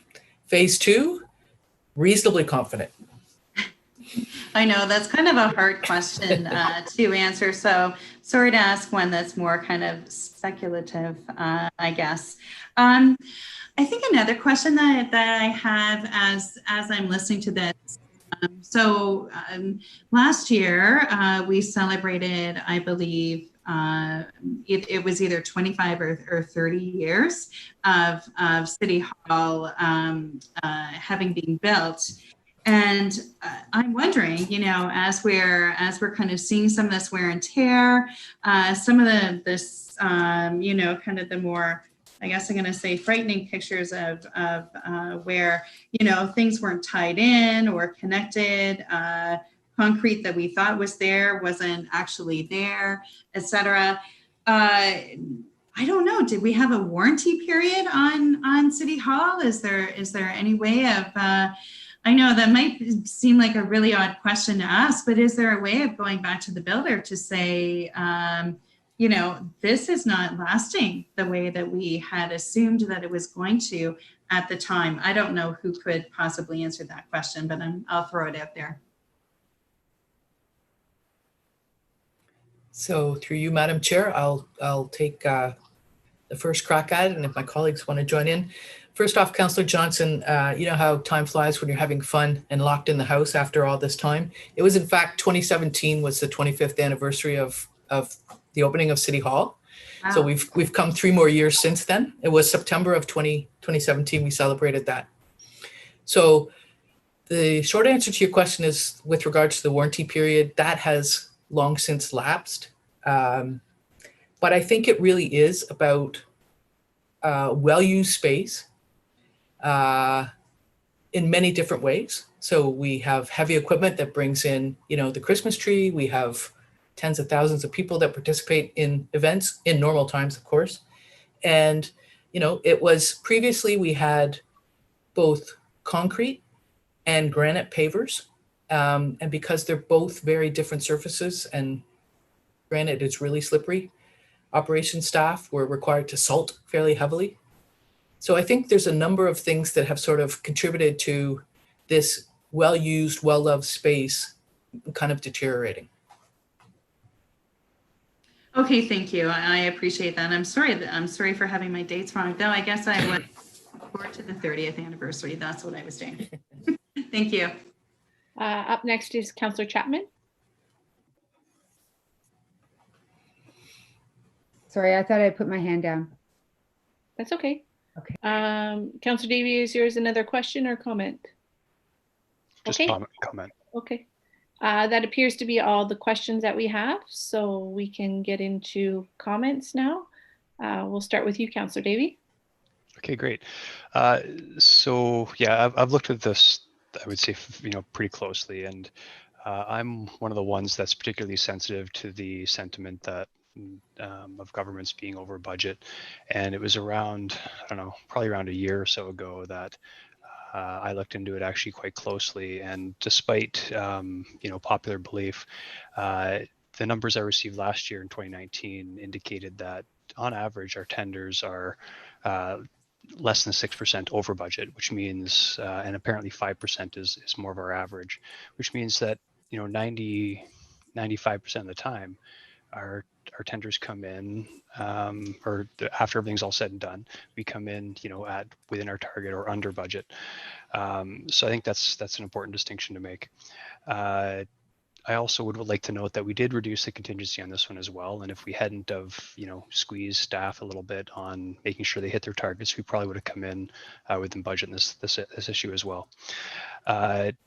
That's really the only point that I wanted to make. I did struggle a bit with the accelerated schedule, but hearing from the delegation, I do actually believe that, you know, Carl's Air Square being an anchor point in our downtown, it actually does mean a whole lot to the local businesses, even if it is only, you know, 8 or 10 weeks accelerated. So I will support the recommendation as is, and I thank staff for their work. Okay, thank you. Up next is Councillor Ioannidis. Thank you, Chair Galloway Seelock. Yeah, this is just rather unfortunate that it's unforeseen, and it's with any project that you do. Once you open up, and then you see other areas that are concerned that weren't even related to the project. This is just unfortunate, and it's just one of those things. And no one else likes to spend more money than we need to, but I mean, again, a lot of this is going to be stuff that needs to be done in the future anyways. And to me, it makes the most sense to do it all at once for the efficiencies, and rather not have another huge closing with the squares in general. I mean, I think once we do get out of the pandemic, we're going to be looking at hopefully having some space that for people to get together, and we'll have some good space available, and hopefully we'll be clear by that time, and we'll be able to enjoy this space. Thank you. Up next is Mayor Verbanovich. Thank you very much, Chair Galloway Seelock, and I too will be supporting Councillor Marsh's motion with the accelerated schedule. I think it's important for all of us to remember is that the City Hall really is in many ways the heart of our downtown, and the downtown is the heart of our city. And when there are challenges with the foundation, and these are some foundational challenges in terms of the garage and so on, there are issues that need to be dealt with, because if you don't, the kind of crumbling that Councillor Gazzola talked about becomes a concern, and that's certainly something I think any of us want to see happen. We knew when we undertook this project that there were challenges associated with it, including some of the financial ones. And as Councillor Davey pointed out, it's probably a good lesson for us. It's good to squeeze, for council to squeeze and to squeeze as much as possible, but sometimes that does come back to bite us. I mean, quite frankly, it happened at the region where my predecessors squeezed a little too much on the ION, and that became an issue there, and we probably squeezed a little too much here in terms of this one, and we're needing to respond now. But I think overall, when we look at this in the context of actually, how much over are we ending up going in light of these new costs, I'd say percentage-wise, you actually did better than I did on my kitchen. So I'm so stuff. Clearly, it helps to have paid professionals managing the project, and so I do hope that we do see council support of this. And I want to thank Daryl, and I see also that Linda sent in an email that was sent to us during this meeting as executive director of the BIA as well. Speaking to the need of moving this forward in a timely manner, because our businesses are hurting. We have substantive investment happening in the downtown that's going to see people start living here by next year, at some point in some of the buildings. And I think we want to make sure we can make it as inviting as possible and give those businesses, it's very unfortunate that we've already lost some, and sadly, as the experts say, we'll likely lose some more because of COVID. We need to give all of our small businesses, particularly those in the food and beverage and tourism sectors and so on, but all of our small businesses, the best chance as possible to succeed. And this is one way of doing that. Thank you. Up next is Councillor Marsh. Thank you very much. I'm very pleased to move this motion, and I'm really happy that somewhere between 1993, when City Hall opened, and now, we have created a policy of having more rigorous quality assurance and a higher level of oversight by city staff or city contractors to make sure that this type of cutting corners doesn't happen again. And maybe those photos can be passed along to Conestoga College's construction program, so that we can make sure that the next generation knows that what the consequences are of those types of corners that were cut all that time ago. I would like to ideally see this City Hall opened even sooner than August 2021. It's going to be what it's going to be, weather dependent and COVID dependent, but that's my hope. And also, I would just like to add that if at all possible, it would be great to allow for a temporary access sidewalk in front of City Hall, adjacent to the road, so that people don't have to go onto the road to walk along that distance. That would just be I'm not asking for part of that, for that to be part of the motion, but I'm just asking that we consider that. The community needs this space, and downtown is the living room of the city. So we need to have it back. The whole community needs it, not just the businesses, the residents who come downtown and use City Hall outdoor spaces as a part of their daily activity. Thank you. Thank you. Up next is Councillor Schneider. Thank you, Chair Galloway Seelock. So much has already been said. This is absolutely the heart of our city. It's where we come to gather, where we come to celebrate, where we come to console each other, where we come to share ideas.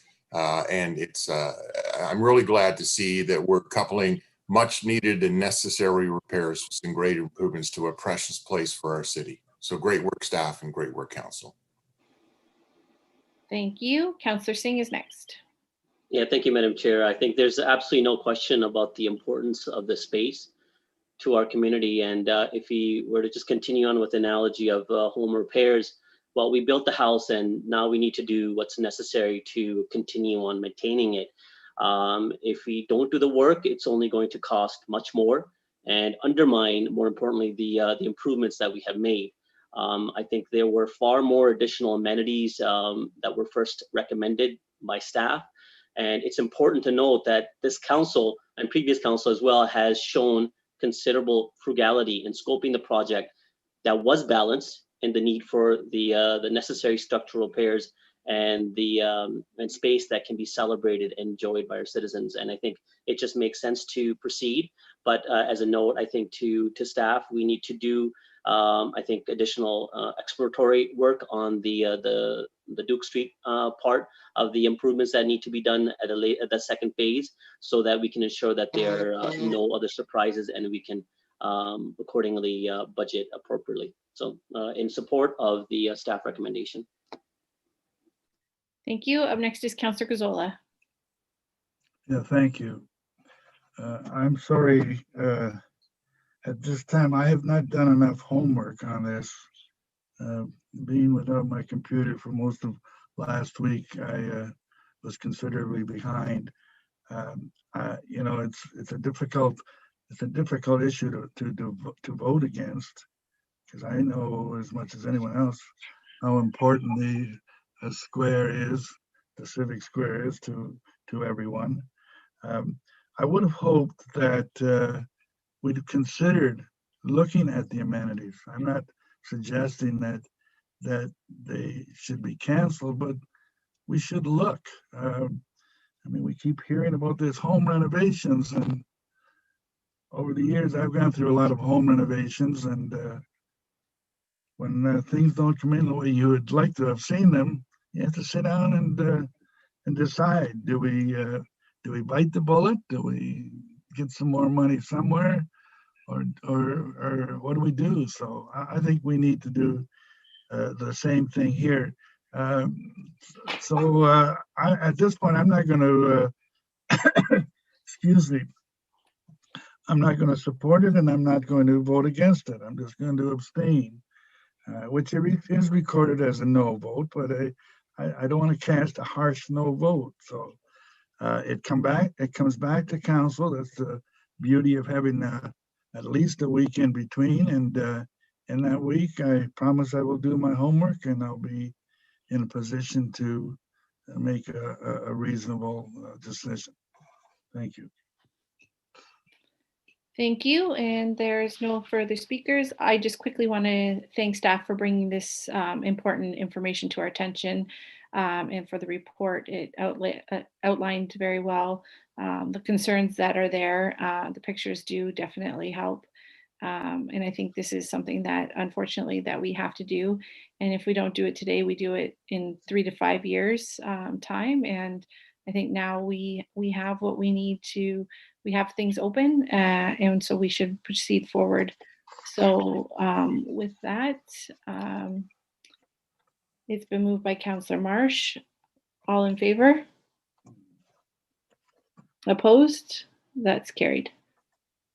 Thank you very much. We will now move on to our last item, which is the automated speed enforcement, the regional agreement and program launch.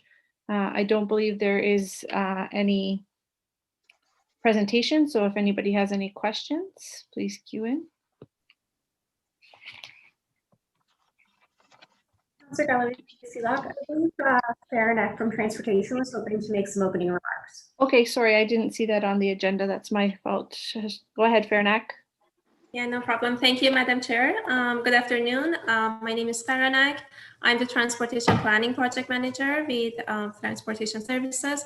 I'm joined today by Erin McCrimmon-Jones, Manager of Transportation Planning, and Barry Cronkite, Director of Transportation Services. So today I'm going to give you some background and context around the region's automated speed enforcement program and what we are proposing through the automated speed enforcement staff report. So the purpose of automated speed enforcement is to increase the speed compliance, to enhance safety, and to reduce the risk of traffic-related injuries and fatalities as a result of speeding. In March 2019, Regional Council approved the automated speed enforcement program. In the regional approved model, the region would be responsible for all costs associated with implementation and maintenance of the automated speed enforcement sites, and all revenue would be retained by the region to fund the program. To execute this model, the region will enter into agreements with all area municipalities, and the staff recommend that Council authorize the Director of Transportation Services to execute all necessary agreements. Regional Council approved a phased approach for the automated speed enforcement program. The first phase includes 8 sites, 1 per municipality, with 1 camera rotating among these 8 sites on a quarterly basis. Among these sites, 1 would be on Kitchener roads, which staff are recommending that the Franklin Public School Zone in Ward 2 would be the location for this site. This site was selected as a priority location based on speed data. And in the future phases of the program, more sites and more cameras will be added, of course. Since regional staff would administer the program, all the public communications and education efforts would be handled by the region, and the region would be the single point of contact for public questions and feedback. And in terms of timing, regional staff are planning to implement the first phase in early 2021. Thank you for your attention. We are happy to answer questions now.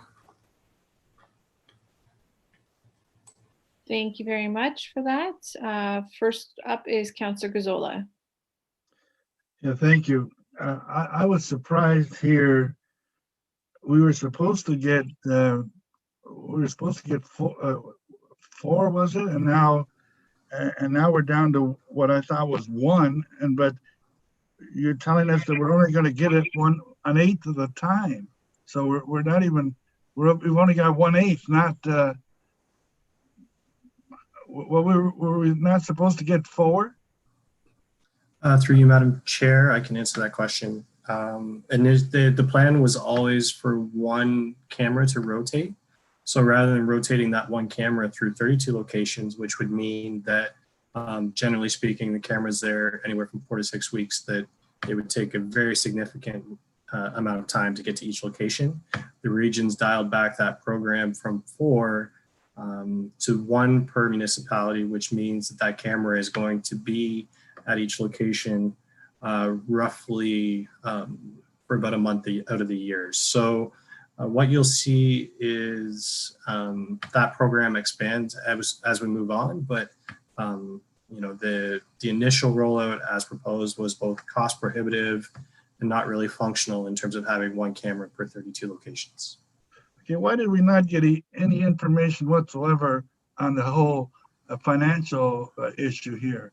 I would like to know what is cost prohibitive. I understood that really it's not intended to be a moneymaker, but these things do end up being money makers. Should we not have been provided with some information as to the financial dealings with this? And as part of that, can we not, do we have to deal through the region? Can we not deal on our own on this? Through you, Madam Chair. So there's a couple of questions in there that I'll attempt to tackle. I'll tackle the second one first. So in terms of dealing with this on our own versus dealing with the region. And the short answer is no, we can't deal with this on our own because we don't have a provincial court system that's run by the City of Kitchener. So in order to facilitate an ASE program, automated speed enforcement, all infractions must be processed through the court system. The court system is run regionally and housed regionally, so therefore it has to be run through the region. Secondly, once they're processed by the regional court system, they have to be secondarily processed by a joint processing center. That joint processing center is housed by the City of Toronto, and there is an agreement in place for a set list of municipalities and regions to take part in the pilot that is allowing us to do this. Part of that pilot is the region of Waterloo. Unfortunately, the City of Kitchener is not a standalone partner in that pilot, so we have to work with the region of Waterloo to be able to see this come to life. If legislation changes over the next year or two regarding ASE, then we may be in a different position. We may be able to move something else forward as a standalone project in the City of Kitchener. But at least for the time being in this pilot, we need to work collaboratively with the region of Waterloo. In terms of the first question regarding costs, so there were sensitivities around releasing any sort of operational and capital data at the same time that we were starting to enter into the pandemic. As Farnak had mentioned, there was a regional report that went earlier this year, and so there were sensitivities there. What I can tell you though, is that the initial capital cost for the 32 locations was in the neighborhood of about $1.2 million. So when you scale that back to 8 locations, we're looking at about $360,000 in capital investment throughout the region to bring this program to life. On top of that, there's about $155,000 annually in terms of ongoing operating costs. Now, when you factor all those numbers together, the reality is that the region is projecting anywhere from $200,000 to $400,000 in revenue for one singular camera So they're 3 to 5 years out before there's any sort of revenue generated with this program. And even then, it really depends on how enforcement or how people start to change their habits related to the enforcement. Your report indicates that the region has made this decision on a financial basis. Why are you've thrown a lot of figures out here today, which, why could we not, and why would this COVID-19 prevent you from presenting this information to us? I don't understand. Again, through you, Madam Chair, the financial information is a projection based on the region and the region's projections. They did ask us not to share that information publicly until they were able to present the report. And there is still a lot of work to do there in terms of what the revenue will look like, because we don't know what impact that will have. It would all be subjection in terms of revenue. We do know that the operating and capital costs are fixed, and those are the numbers that I had given you today. Has the region presented its report yet? The region has presented their report to regional council and it's approved. And does it include all the financial information? Through you, Madam Chair, it has a set of numbers based on the operating capital, I believe. I don't believe that they've projected revenue yet because it is, it would be conjecture at this point to really estimate what those numbers could look like. Yeah, I'm not concerned about the revenue. That's another issue. But you say they've submitted a set of numbers. Is it a reliable set, or is it just a set of numbers? Again, through you, Madam Chair, like I said, the capital cost is a known fixed cost of $360,000 for the 8 semi-fixed locations, and another $135,000 annually known for the operating cost. All right, thank you. But they're solid estimates. Thank you for your information. Is it possible for staff to circulate that regional report to all members of council? Through you, Madam Chair, absolutely. It was our intent to attach it as an appendice, so our apologies for not doing that earlier. Thank you. Okay, up next is Councillor Singh. Yeah, thank you. And I think Councillor Gazzola did ask some of the questions I had. Just as a clarity, from what I'm hearing in the report, it's outlined that there are eight cameras, ASCs that would be available, one for each municipality. Is that correct? Through you, Madam Chair. So to clarify, it's 8 semi-fixed locations, 1 camera total. So there are 8 locations that would be spread throughout the region, 2 of which will be in Kitchener, but 8 overall total with 1 camera. Okay, so that's even far worse than I initially thought. Again, the whole ASC consideration that's happened because of advocacy from Ontario municipalities that's been ongoing for a long time. And I think this is something that's finally here, and it should have happened a long time ago.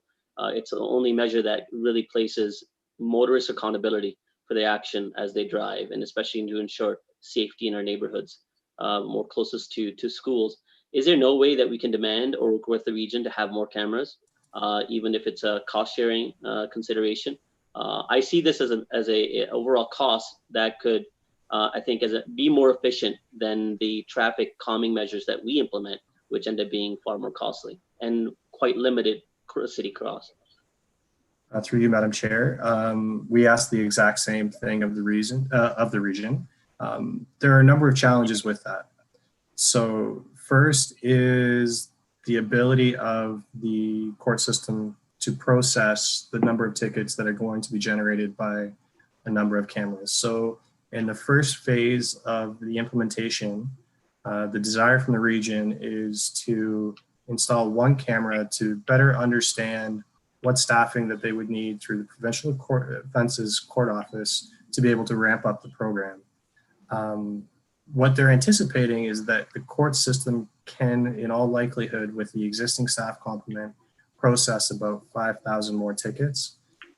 If you've read any of the information that's come out from Toronto, their system was generating 5,000 tickets a day. So if our system can only handle 5,000 annually, you can appreciate the bottleneck that would create.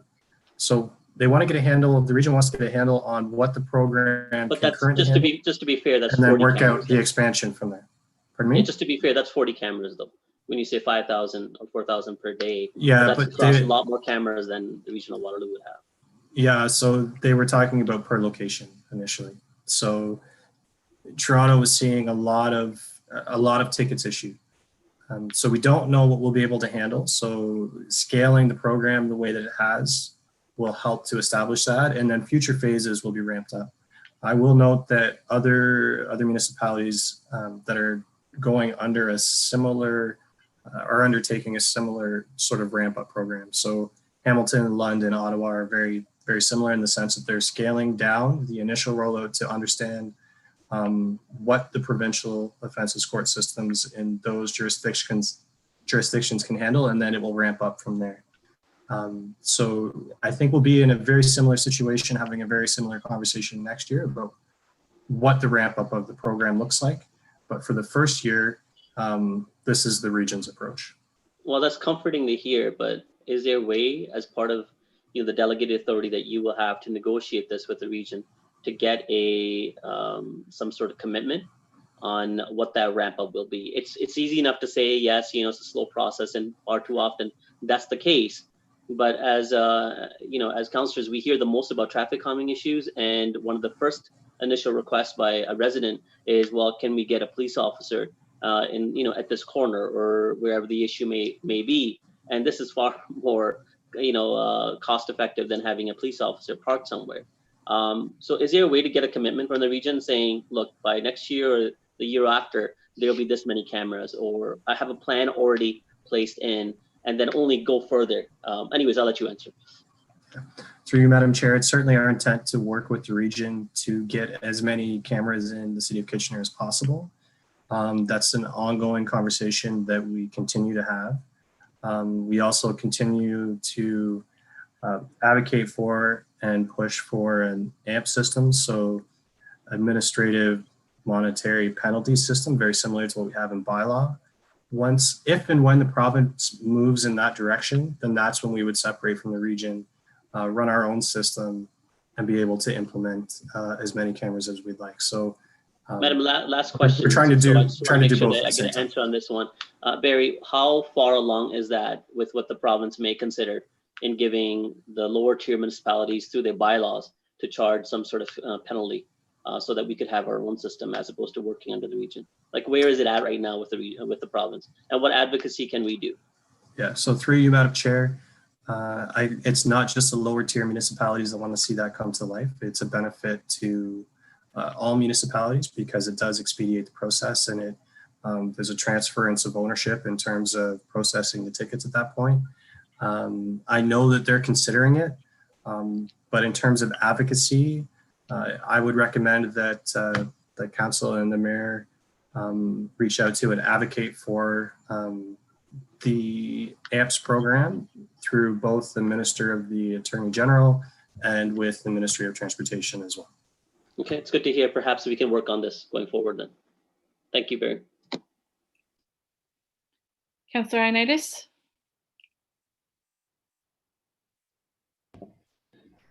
Thank you, Chair Galloway-Sealock.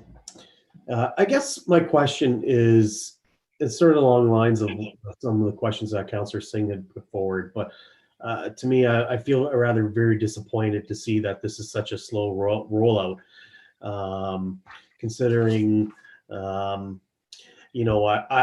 would assume municipalities such as ours, compared to the region, probably receive 5 times as much as the complaints, and they're the ones that are operating this. I know why you had mentioned, because they have the provincial court system. So I guess I want to put forward then that if we can put forward something today, because I don't want to wait anymore. I thought Councillor Singh was going to go that way, but I want to put something forward today that we move forward and lobby, because I don't want to wait anymore. And I understand the region is in control of this, so I'll abide by their process right now. But again, that's where I want to go with that. The other question that I have is how is the region spreading this out throughout the region? Because to me, it sounds like Kitchener's getting the short end of the stick again. We're the biggest municipality, and they're spreading this around. How? I think we need to be advocating more for our city. So can you tell me how that's being spread out? Sure, absolutely. So through you, Madam Chair, right now there will be one location spread out in each municipality and township. So with the region having the 8th location, the region's 8th location will be in the city of Kitchener. It's Forest Heights Public School on Westmount Road. So that would be the 8th. So in terms of overall program, in the initial rollout, Kitchener will actually receive 2 locations. Cambridge, Waterloo, and the townships will receive 1 each. In subsequent years, I continue to ask that it be reviewed based on population density, because that seems like a better metric to me. But we continue to have that discussion with the region, and I would anticipate that any future rollout would look considerably different than this initial rollout that we're seeing today. Okay. Madam Chair, I want to put forward a recommendation for us to lobby the powers that be, who they are, the Ministry of Transportation, et cetera, that we hopefully that they can speed up the process and give municipalities such as ours the ability to run their own program and the ability to collect the fines as well, and to pass that along to all the other municipalities. Okay, thank you. We'll add that to the motion. Thank you. Up next, Mayor Verbanovic. Well, thank you very much. And, you know, it's been interesting listening to the questions and the conversation today, because it's not unlike the questions and the conversation that happened at Regional Council, where I think it's fair to say there was a lot of frustration, both in terms by some of us around the numbers and how long it would take for this to happen. And in fact, Councillor Galloway and myself pushed that this issue come back to Regional Council, not late next year, but in fact early next year, so that we try to see if we can get additional units perhaps put in sooner rather than later. But as Mr. Cronkite indicated, I mean, the big challenge right now is the Toronto Processing Center. And that is creating some challenges, as has been the overall shutdown of courts in general, which has made people's appeals of things more difficult, and why the province has been reluctant to make changes. However, I think as we look at more effective ways of policing our communities, when it comes to speed enforcement, this is one that actually makes a whole lot of sense in my view. And so, I will support where we're going with this. Councillor Ioannidis, I would suggest with your motion, because it would have to come back to council next week anyway, or next council meeting, is that you maybe add it as notice today, and so that you can work with staff and actually put together, you know, something that would specifically sort of deliver the right message as a formal message going forward. That's fine. But in the meantime, we have, I mean, during the pandemic, we've been meeting every 2 weeks with the MPPs and from the government side, and certainly can raise this issue even in the meantime with them, and take it going forward. Thank you. Up next is Councillor Johnston. Yes, thank you, Chair Galloway Seelock. First of all, as a former public school board trustee, I will tell you that every single school in our whole region would love to have a speed camera out front. And to me, it's a sad statement on our society that we need to have that. If people would just do the right thing and slow down around, well, slow down in general, but certainly to slow down in school zones, we would not need to be discussing this. Be that as it may, I do have a question for Mr. Cronkite. And so today we talked during a couple of different items on the agenda here that we make decisions, that your department makes decisions around scientific reasoning as much as possible. So we want to look at the volume of traffic on roads, the speed, perhaps the number of accidents, and that help you then formulate your decisions about where we put stop signs. We talked about that around, you know, basically around having sidewalks, that we want people to be safe on our roads, no matter how they choose to travel. So I'm wondering if at the regional level, if you have an opportunity to have those conversations, going back to what both Councillor Singh and Councillor Ioannidis were talking about, how can we be making these decisions on more of a scientific basis about where these cameras are going? I think if we did that, we would see the Kitchener would be getting more of these cameras than just the, what is it again? There'd be two cameras, 2 locations in Kitchener, one camera. In terms of our population, that doesn't make sense. How do we change this to be more of a scientific decision? Through you, Madam Chair. So regionally, we're all using, generally speaking, the same metric in terms of the 85th percentile or operating speed over the posted speed limit. So you'll see in Appendix B, the 17 schools that are essentially, in terms of our data, at least 10 kilometers an hour over and above that posted speed limit. What I would caution you is that there are a number of schools on regional roads, and that if we were to do this purely as a scientific measure, generally speaking, those schools throughout the region would be targeted first, simply because operating speeds tend to be the highest on arterial roadways. So those are schools on arterial roadways would be addressed first, and then you would see infiltration into our neighborhoods on major collectors, and then from there, probably minor collectors.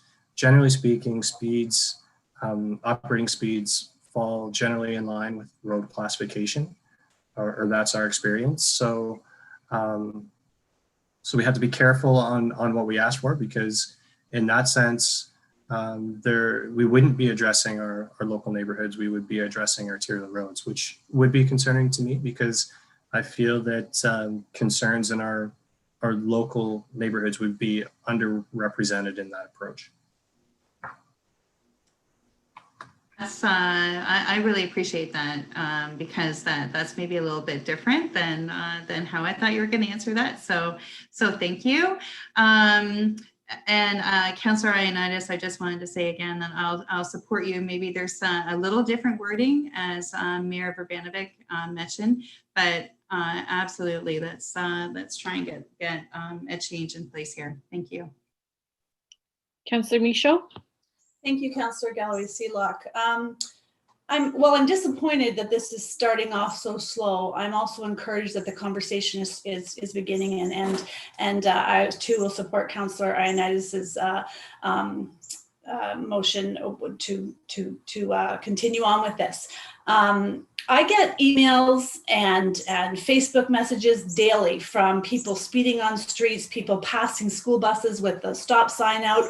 A young girl was hit by a car on Bean Drive rolling through a stop sign. There is so many bad driving habits in this city, or in Ward 4 for sure. It's just alarming. So I really hope that, City of Waterloo, City of Kitchener, we can all come together and work with the region, and as Mayor Verbanovic said, lobby our MPPs, because I think they'll give this more support as well, and maybe we can get this moving faster than this, because it is disappointing only one of the 17 schools that we've got in this city. And so anyways, I do appreciate what you've done, and thanks for this. Councillor Singh, is yours a comment or another question? A quick comment and a question as well beforehand. Okay, go ahead. Yeah, just to staff, would it be appropriate if council were to direct, as part of this motion as an amendment, requesting staff to ask for one additional camera, and that camera to be dedicated for the City of Kitchener? Or if it's just one camera, or a couple of cameras that they're doing, and if they multiple locations, to request that on top of the 2 that are already, that they be 2 more, just to ensure that we are getting the necessary, I guess, enforcement or that benefit that this could bring, rather than having to wait for another year or 2. So again, this is not a direction that requires us to participate. It's just it's a direction that staff ask the region of this, and it would be ultimately their call. So through you, Madam Chair, I can assure you, Councillor Singh, that we've already made that request, that the region's direction is that they want to keep the pilot small in the beginning and then expand from there. And so directing staff to request that regional staff add an additional camera to the program I can tell you that we've already done that, and this is what they've approved to date. So in terms of motion, better approach would be to ask that regional staff reconsider how future cameras are allocated throughout subsequent phases of the program. Because I think that's where there's some benefit to be made. Well, I think that's an important addition to it, but I think this council needs to send a message back to the region and saying, although we appreciate the slow approach, and just to see exactly what the fallout from that will be, aspect of the courts, but it's still not enough as to the effort that needs to be made more immediate. So perhaps the amendment can be just that this council is requesting, so not staff, but this council is requesting the region for one additional camera to be dedicated for the city of Kitchener. And then the additional, I'm not going to try to repeat what you said, Barry, because you probably said it far better, for that to be added as well as part of that amendment, as what Barry said. So I would leave that to council to consider. And the other thing I want to say quickly, and maybe I wasn't so clear, but as I was asking questions, and this is my comment to council more so, I had said I'd like to work with staff to figure out the advocacy. And again, I think the right course is to connect with our staff to see exactly what level of advocacy, the right parties to involve themselves, rather than be so quick to bring a motion forward as well. And that's the thought process I was operating by. But I appreciate Councillor Ioannidis quickly gave his encouragement of wanting to do the same thing, which I'm not gonna, I'm supportive, of course, at the same time. So that's I think that's a good step forward for this community to have this one way of enforcing better driving in our neighborhood streets and closest to schools. But I think more can be done, and this council needs to ensure that they ask the region that we have one extra camera at the same time, and the program try to proceed forward months after the initial pilot phase to ensure that we have far more locations and more cameras dedicated in the communities in the region of Waterloo. Thank you. Councillor Davey. Thank you, sir. Just one quick clarifying question, then I'll have comment as well. I just want to make sure I heard that correctly. So there are 8 cameras total, and every lower tier municipality gets one, and we get 2. Is that right? Through you, Madam Chair, there are 8 locations total. There is only 1 camera. So we are we are getting 2 locations, and everybody else is getting 1. And just going back to Councillor Singh's point, please ensure that when you're making a motion that you're referring to locations rather than cameras, because they're 2 very different things. Okay, thanks. I'll just make that change. So point taken, Madam Chair. And no comment, Madam Chair, thanks. Sorry, so Councillor Singh, I am confused now a little bit. So it's 2 extra locations, Madam Chair, not an extra camera. So 1 extra location or 2 extra locations? 2 extra locations. We have 2 already, and I think there needs to be at least 2 more. I said 2 additional camera, but I understand that the point that Barry has made. So at least 2 extra locations.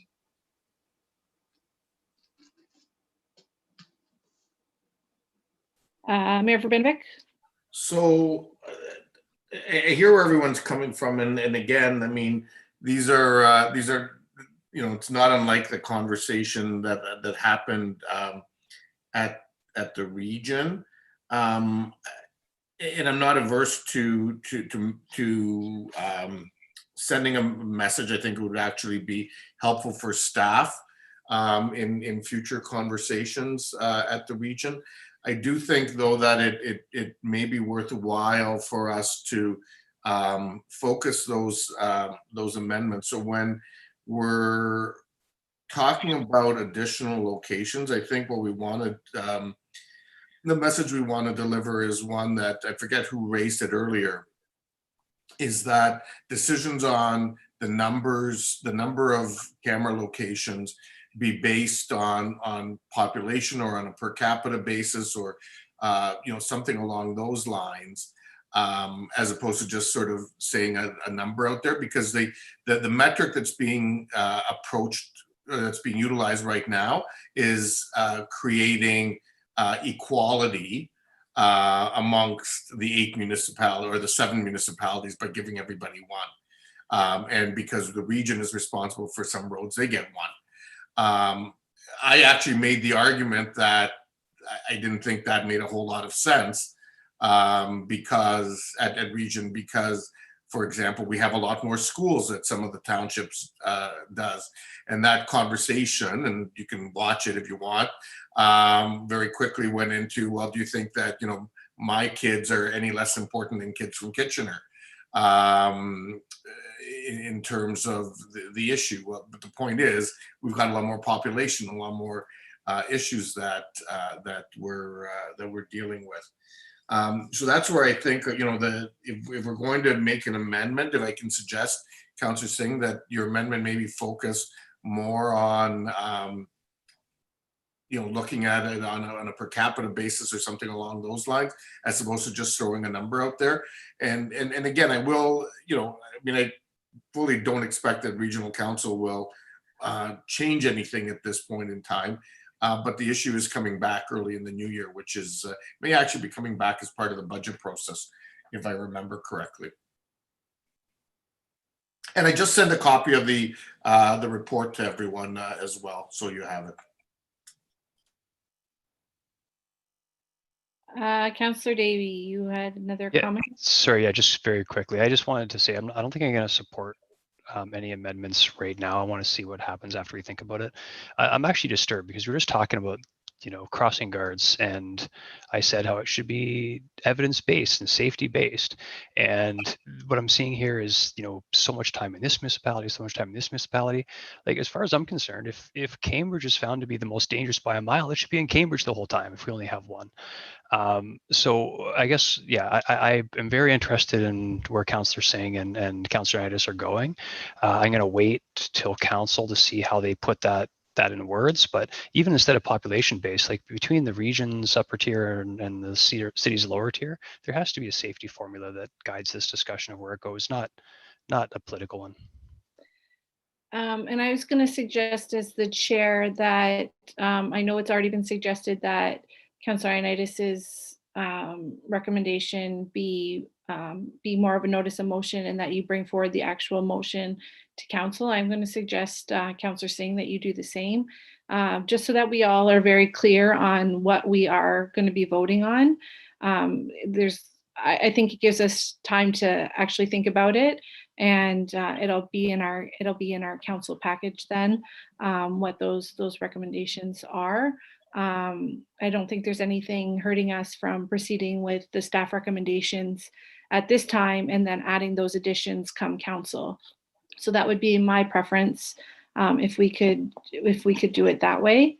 I see Councillor Ioannidis, you've raised your hand. Madam Chair, I don't mind if Councillor Singh wants to take the ball with this and go with it. That's fine with me. I just want to see this up and running. I just don't want us to fall behind on this advocacy, and I want to push it forward. So that's the reason why I jumped on it as quickly as possible. Okay, Councillor Singh. Yeah, Madam Chair, so just as a quick comment, I didn't make any effort to just throw a number out there. I just wanted to make sure that this council could have sent a message to the regional council that what's being recommended doesn't seem enough and we need more. And we acknowledge that it is a slow phase out, but even part of the slow phase out, the 2 locations that are outlined for the city of Kitchener is just not enough. But hearing some of the comments from my colleagues, I understand that this can also be as an advocacy, and I'm not necessarily opposed to that. Sometimes a simple, straightforward request is better than advocacy, because, you know, a lot of people advocate and a lot of it just goes in the trash bin. And I didn't want our request to just that very thing happen. But I'm okay with just giving a notice of motion, and that through the notice of motion advocate for, of course, the region. And then I'll, of course, and to Councillor Ioannidis' point, I'll work with him to see how we can bring forward a motion to advocate for the province as well. And we can discuss who is it going to be, him or me, at a later point. So that's fine. Well, the good news is in council, one person has to move it, the second person has to second it. So you guys can divvy that up how you choose. So with that, I actually don't have anybody who has moved this the staff recommendation at this point, Councillor Davey. So we're going to move it as is, and then we'll anticipate those recommendations coming from both Councillor Singh and Councillor Ioannidis for council. So with that, those in favor? Opposed? That's carried. Councillor Gazzola, did you want to say something, or? No, that was just a wrong push of the button. Okay, no problem. I voted in favor of it. Okay, thank you. With that, that is all the items that we have for community infrastructure services. Thank you. And we come back, I think, at 4:30 for planning